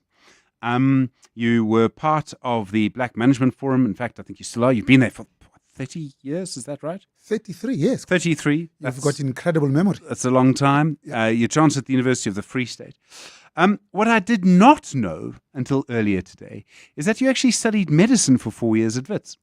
Yes, that's one of my proudest moments, that I'm a medical student dropout from Wits. And Professor Philip Tobias was our dean. Wow, that's going back a bit. Yes, absolutely. After just spending probably 1981 until the end of 1983, because 17th of April 1984, I was a free man. Yes, absolutely. Yes. So what I wanted to ask was that where your academic journey started? Was that where you started studying? Was that what you were thinking of doing when you came out of school? And was such a different time and for no fault of your own, options might have been quite limited? In fact, at that time, I came from Katlehong. Leapile Taunyan was a school principal at Katlehong High School. You looked around, and the people who lived in biggest houses, who drove the biggest cars, at that time it was a Jaguar S type with 2 petrol tanks, were medical doctors and some lawyers. Of course, I wanted to be a medical doctor. Only when I went to Wits in 1981 that I saw an engineering department. But at that time, you needed special ministerial consent from the Minister of Interior, because Wits was classified as a white university. Even after mine came at the end of April, you couldn't sleep at Wits because of group areas. So they found accommodation for us inside Glenn Thomas House, inside Baragwanath Hospital, in Soweto.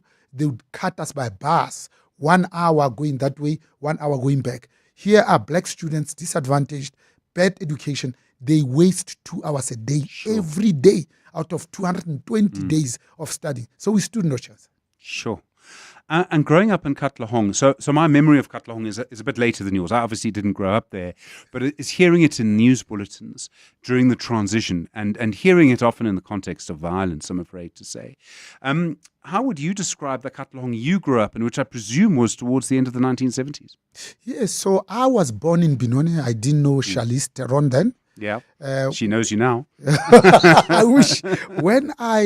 Just before I turned 6, the parents were forcibly removed from KwaDugatole, which is now the modern day eTwatwa, and they moved to Katlehong. So when I opened my eyes, my school in Katlehong, and I didn't even know that we were poor because all the 4-roomed houses looked the same. All I remember is that I was exceptionally happy, deliriously happy. Took up photography, made a little bit of money. My father passed away when I was 17, and that planted a seed that I needed a helper, and I found the most amazing, incredible, good quality human being who agreed to fight this with me as my significant other. So I was truly blessed. Must have been quite a struggle though to get into Wits medical school then, to get the permissions and all the rest. I mean, your marks must have been amazing. Actually, not so amazing. But there was something in my mind that said, I'm as good as the best. Yeah. We had 2 black universities. The one was called the University of Natal, Wentworth Black Section. Most of the doctors qualified from there. The apartheid government then built a separate one called the Medical University of Southern Africa. Yeah, I said, no. Yeah. I want to go to Wits, UCT. And Stellenbosch and the University of Pretoria. That's where I applied.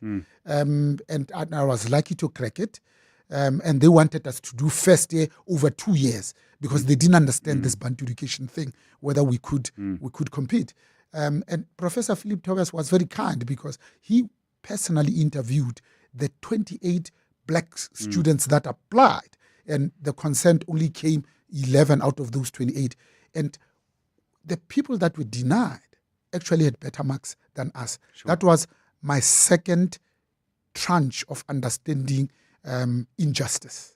And that's probably fueled my activism. We became members of the Black Student Society to say no normal sport in an abnormal society.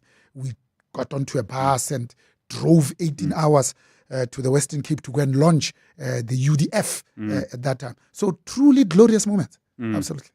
You said the 17th of April 1984 you became a free man. Yes. What did you mean by that?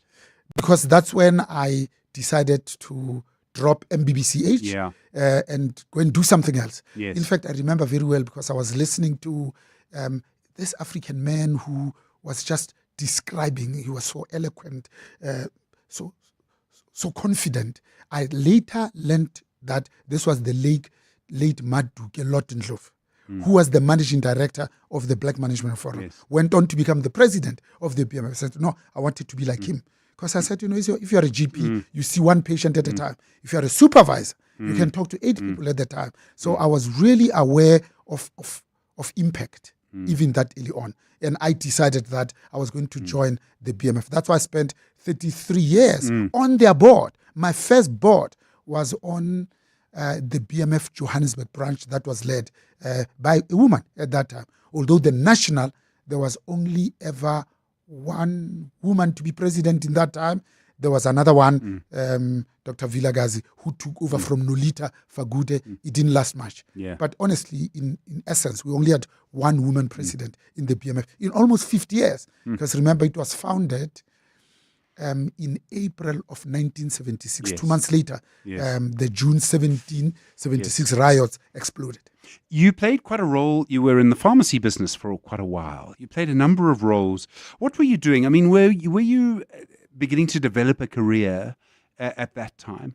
And I mean a corporate career. I mean, you're doing lots of things at the same time, but a corporate Exactly. Career. In fact, now after I left medicine, I say, what am I good for? So I understood a little bit of pharmacology and pharmacokinetics. Wow, that rolled off your tongue. Yes, and the interaction between drugs and side effects. Yes. I said, that's the only thing I know. So I'll go and apply at the pharmaceutical industry. and I was lucky to be accepted, and they were not looking for somebody like me. 7 interviews later, including the country president at that time, Dennis Chambers, they ultimately gave me a job. So I started as a medical rep and built that career over a period of time. The first black at Pfizer with a P. I then became a product manager, new development manager. I became an export manager and took them to Zambia, Zimbabwe, Malawi, Botswana, and Namibia. And then later on, I ended up on the board of a pharmaceutical company called Sandoz Products. And I was a midwife that merged 2 of the 3 Swiss pharmaceutical companies, Sandoz and Ciba-Geigy. We left Roche out to create a new entity called Novartis. Today we know them as Novartis. Yes, no, I mean it's a big thing that you were involved in. I was very interested that you were in the private sector. You did all of that, and then you went to work at SAA. Now those were glory days for SAA. It's not like the state captured SAA and what is now being dealt with to try and sort of make it great again. Excuse me. Was it when SAA was doing well and it was growing, and we mustn't forget that how international travel to South Africa was growing, was it very different to what was working in what was then and is now an SOE very different to the private sector, or was it a lot more similar than they are now? Yes, no. No, because it was profitable. No, because that was the genesis of state capture. Yeah. We didn't call it state capture at that time. So I was very happy running the world's biggest and oldest elevator company. First 3 years I reported to Paris, the last 2 to Madrid. I had a boss called Mario Abajo. It broke my heart to tell him that Minister Jeff Radebe has asked me to come and join South African Airways as the first African executive vice president responsible for 3 things: global sales, revenue management, but also strategic alliances. These were the days of Coleman Andrews. Yes. But even at that time, of course, Sakumzi Makozoma was the group CEO of Transnet. SAA was a wholly owned subsidiary of Transnet. Transnet at that time probably had more than 112 subsidiaries. They owned buses, they owned the rail, and all sorts and manner of things. In fact, they employed 114,000 people. And at that time, it was profitable. But even at that time, you could see the confusion. So I left Otis Elevators, where I had an amazing career. I was one of the top 20 in the world. And I said, I've learned something. Let me now share it with my country. You know, this stupid patriotism. But even at that time, I could see the confusion. I had Civic Kaunden, who was the Director General, Department of Public Enterprises. I had Sakima Kozoma, who was also my boss. I had Minister Jeff Radebe, who was also my boss.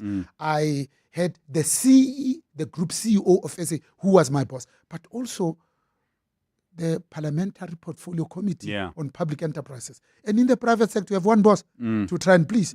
And here I was writing 1 monthly report and sending it to 6 different people. But one day, when the DG asked me to have a look at her wife's CV to be the vice president of marketing at SAA, that's when I knew that I've made a wrong move. I was 6 months there. I was standing at the door and I said, here's my resignation, because I could really see where it was going. Later on, I was to be on the board of South African Express Airways and then South African Airways when Cheryl Carolus was the chairperson. When we saw state capture staring us in the centerpiece of the peoples of our eyes, we decided, 9 of us, I remember that, to resign en masse. Yes.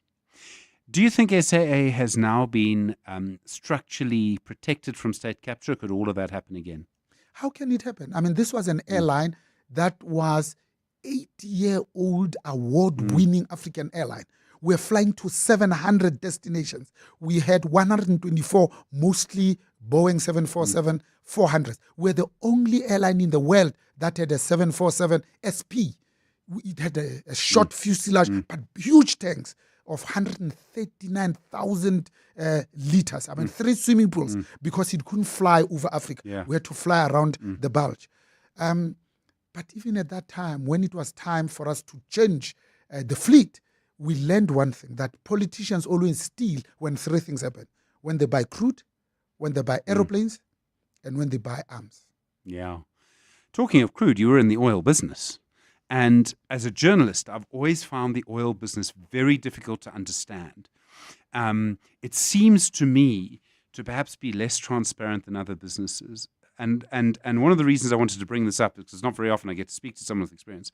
Am I wrong to believe that? Is it less transparent, or do I just not understand it properly? I think the most non-transparent business is government. Yeah, sure. The second will be the national intelligence. They still in the name of secrecy and protecting their sources. And the oil industry will be in the top 5, of course. But at the time that we got in, it was after the reserving crisis, when they got the reserves wrong. So there was a huge focus. Then the transparency increased. That's why I spent 8.5 years. So there I was the chairman of the board of Shell Oil Products Africa. 33 African countries reported to me, but I was also the group CEO. And I was also the vice president of Upstream. And I really enjoyed my time there. And I was the one who introduced fracking as an acronym for hydraulic fracturing. We got the license in 2 blocks offshore in the middle of the ocean, and then we were trying to frack the Karoo. We probably took a number of people to Pennsylvania to see that it can be done safely. We were given at that time probably $100 billion to drill 24 holes at 20 billion a hole, to probably look for about 180 trillion cubic feet of gas. All we needed was 20, will be bigger than the Netherlands. We're going to create 380,000 jobs. We're going to add a 3% growth onto our GDP. And our government chickened out from social activism just to give us the second license so that we can unleash the energy potential. Because remember, energy, together with infrastructure, is the 4th means of production when land is number 1. We're speaking to Professor Bonang Mohale. He is your shapeshifter this evening, the most interesting career you can imagine. It's 9 minutes to 8. As leaders in renewable energy finance, Nedbank has a track record spanning over 100 years. From pioneering large-scale solar and wind farms to financing complex energy infrastructure in emerging markets, Nedbank offers clients deep sector expertise, combined with the ability to navigate the unique challenges of Africa's just energy transition. See money differently. Nedbank. Nedbank is a licensed FSP and registered credit provider. A man driven to the edge. I don't know where you are. I don't know who you're with. When his beloved takeaway was taken away. I will look for you. I will find you. And I will eat you.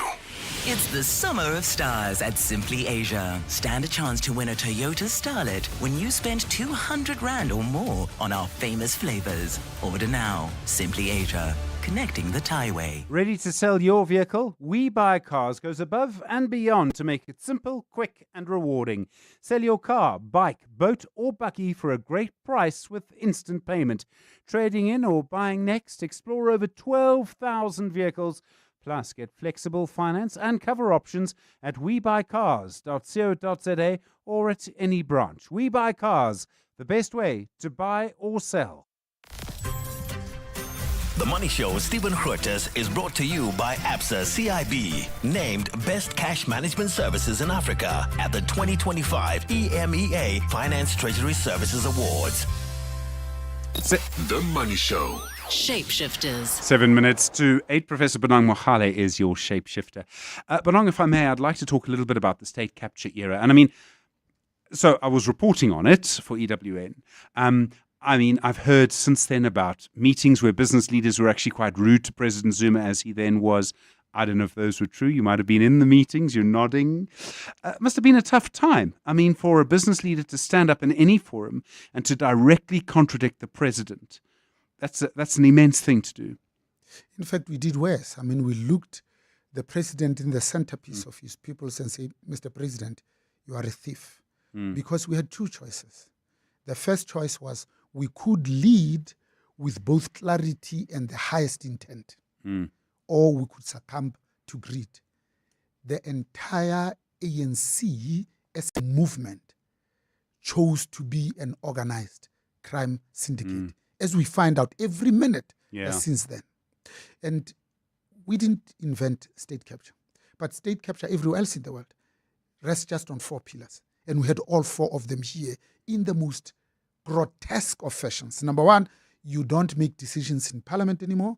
You create a shadow state. So the decisions were made in Forest Hill. Yeah. The second, you repurpose the more than 734 state-owned enterprises and state-owned companies.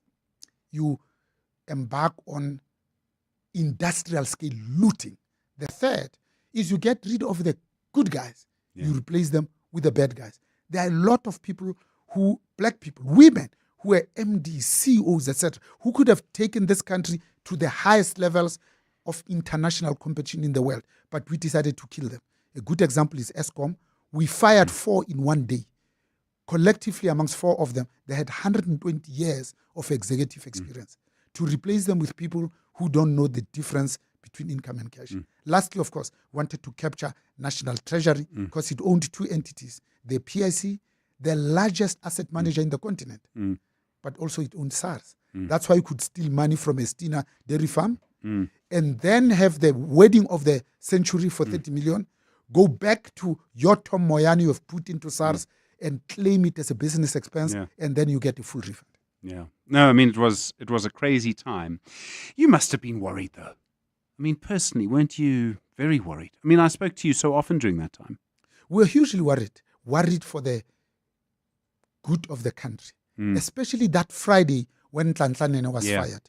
We were 10 on an years investment ago. show. 10 years ago next week, by the way, 2 weeks' time. Yes, we're on the investment show. We did London, we did the States, and we're going to come back. He receives a WhatsApp message to say, come back so that I can fire you. So we did what we wanted to do, and they got fired. That Friday, the GDP dropped by 13%. Yeah. We said when the East opens, it's going to be a bloodbath. So we marched in our suits to the west wing of the Union building, and we said to the president, you better change this decision, because if you don't, you are the president. But there are some of our members here who are going to take their business somewhere else, not here.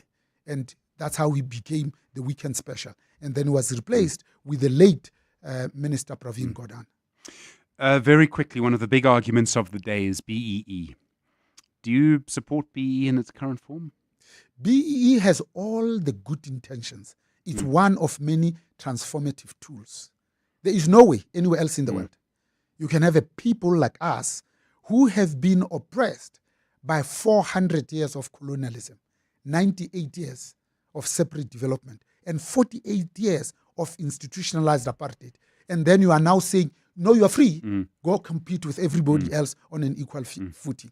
You'll be akin to what the DA is saying. No, we must replace BE with, you see, these blacks are good only for food parcels. You see, contrition is an ongoing thing. You need to continuously ask for forgiveness and be internally grateful for the mercy shown. It's about time, because the essence of truth is to let suffering speak. The people who are speaking are still there advantaged. That's the tragedy. Professor Bonang Mohale, it's been amazing to talk to you. Thank you so much. I really appreciate it. It's an amazing story. He does have a book out. It's called Coming In From the Cold. Professor Bonang Mohale, among so many other things, is Chancellor at the University of the Free State and a former President of Business Unity South Africa. The Money Show with Stephen Grootes. Well, we've come to the end of the show for tonight, but there's just one thing that I need to do. Before we pass the baton on to Eyewitness News and then Aubrey Masango, and I would like to talk to Takiso Anthony Lafifi, who's actually coming into the studio now. Takiso, come in so that I can see you in the eyes when I talk to you. He seems to be running away. There he is. Takiso, it's your last show with us. You've been a real fixture on The Money Show for a long time. Thank you for your memory, for your institutional knowledge. Thank you for your sheer talent and your immense brain. But thank you most of all for sharing them with myself and with Tsecho Fatso. Really. And for teaching me so much. My only regret is that I'm not going to be able to learn from you anymore. So thank you. Takiso Anthony Lafifi, I owe you a great debt.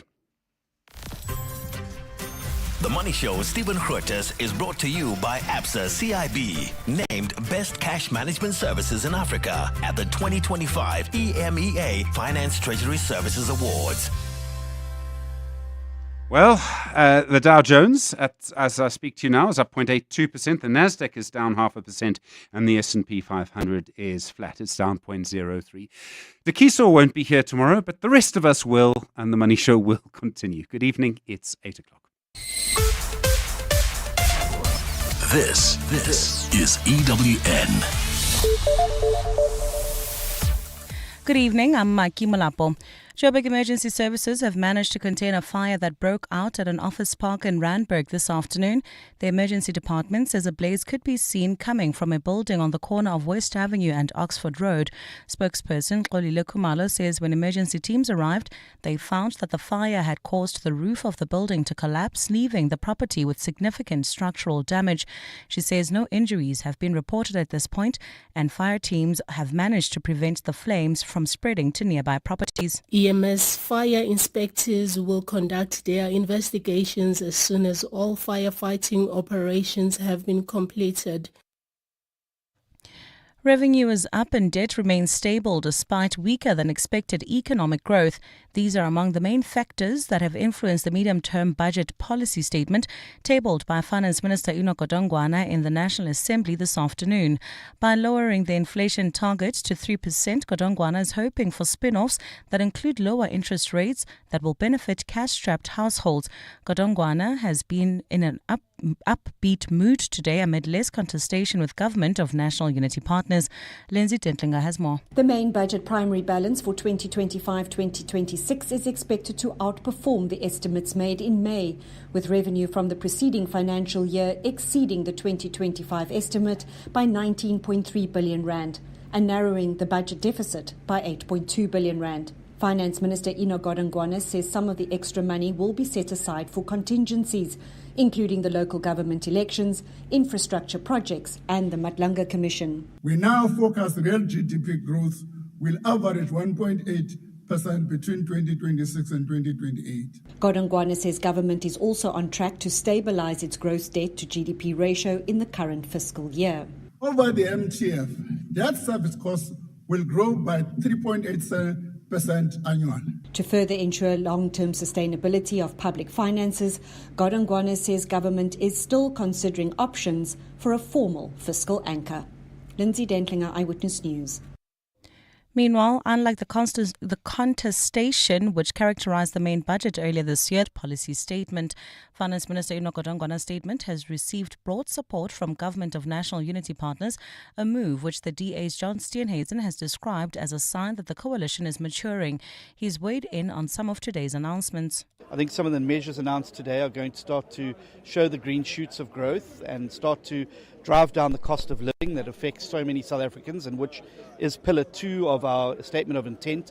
And so I'm very positive about the future, and that's why we're very supportive of this. Steenhuisen says valuable lessons have been learned from the false starts at tabling a national budget that met consensus in February, March and again in May. I think there's been a settling down in the last 3 months. The Leaders' Summit was very, very productive and very useful. And I think we all realize we're in this together. We have to make it work for the people of South Africa. The South African Human Rights Commission has raised concern about placement delays of grade 1 and 8 learners and mass overcrowding in Gauteng. Today, the Commission was providing its monitoring report of schools' readiness across the country. They found that some online submissions have systemic issues that cause delays and that some learners are placed in schools which are far from their homes. The Provincial Education Department has noted that there remains pressure on school placements with more than 40,000 applications exceeding the available capacity for 2026. Commissioner Victor Mabudlula recommended that the department appoint teachers to help ease the pressure in overcrowded schools. The Commission calls for a staffing strategy to fill all critical educators and support staff vacancies, especially in multi-grade and overcrowded schools where acting principals are doubling as teachers, as seen in Pakedi Primary School in the Northwest. And in Ghana, at least 6 people were crushed to death today after a crowd of job seekers surged through stadium gates during a military recruitment event in the capital, Accra. In a statement, the army said the deceased people were potential recruits. A military hospital official says 22 other people were wounded in the stampede, with at least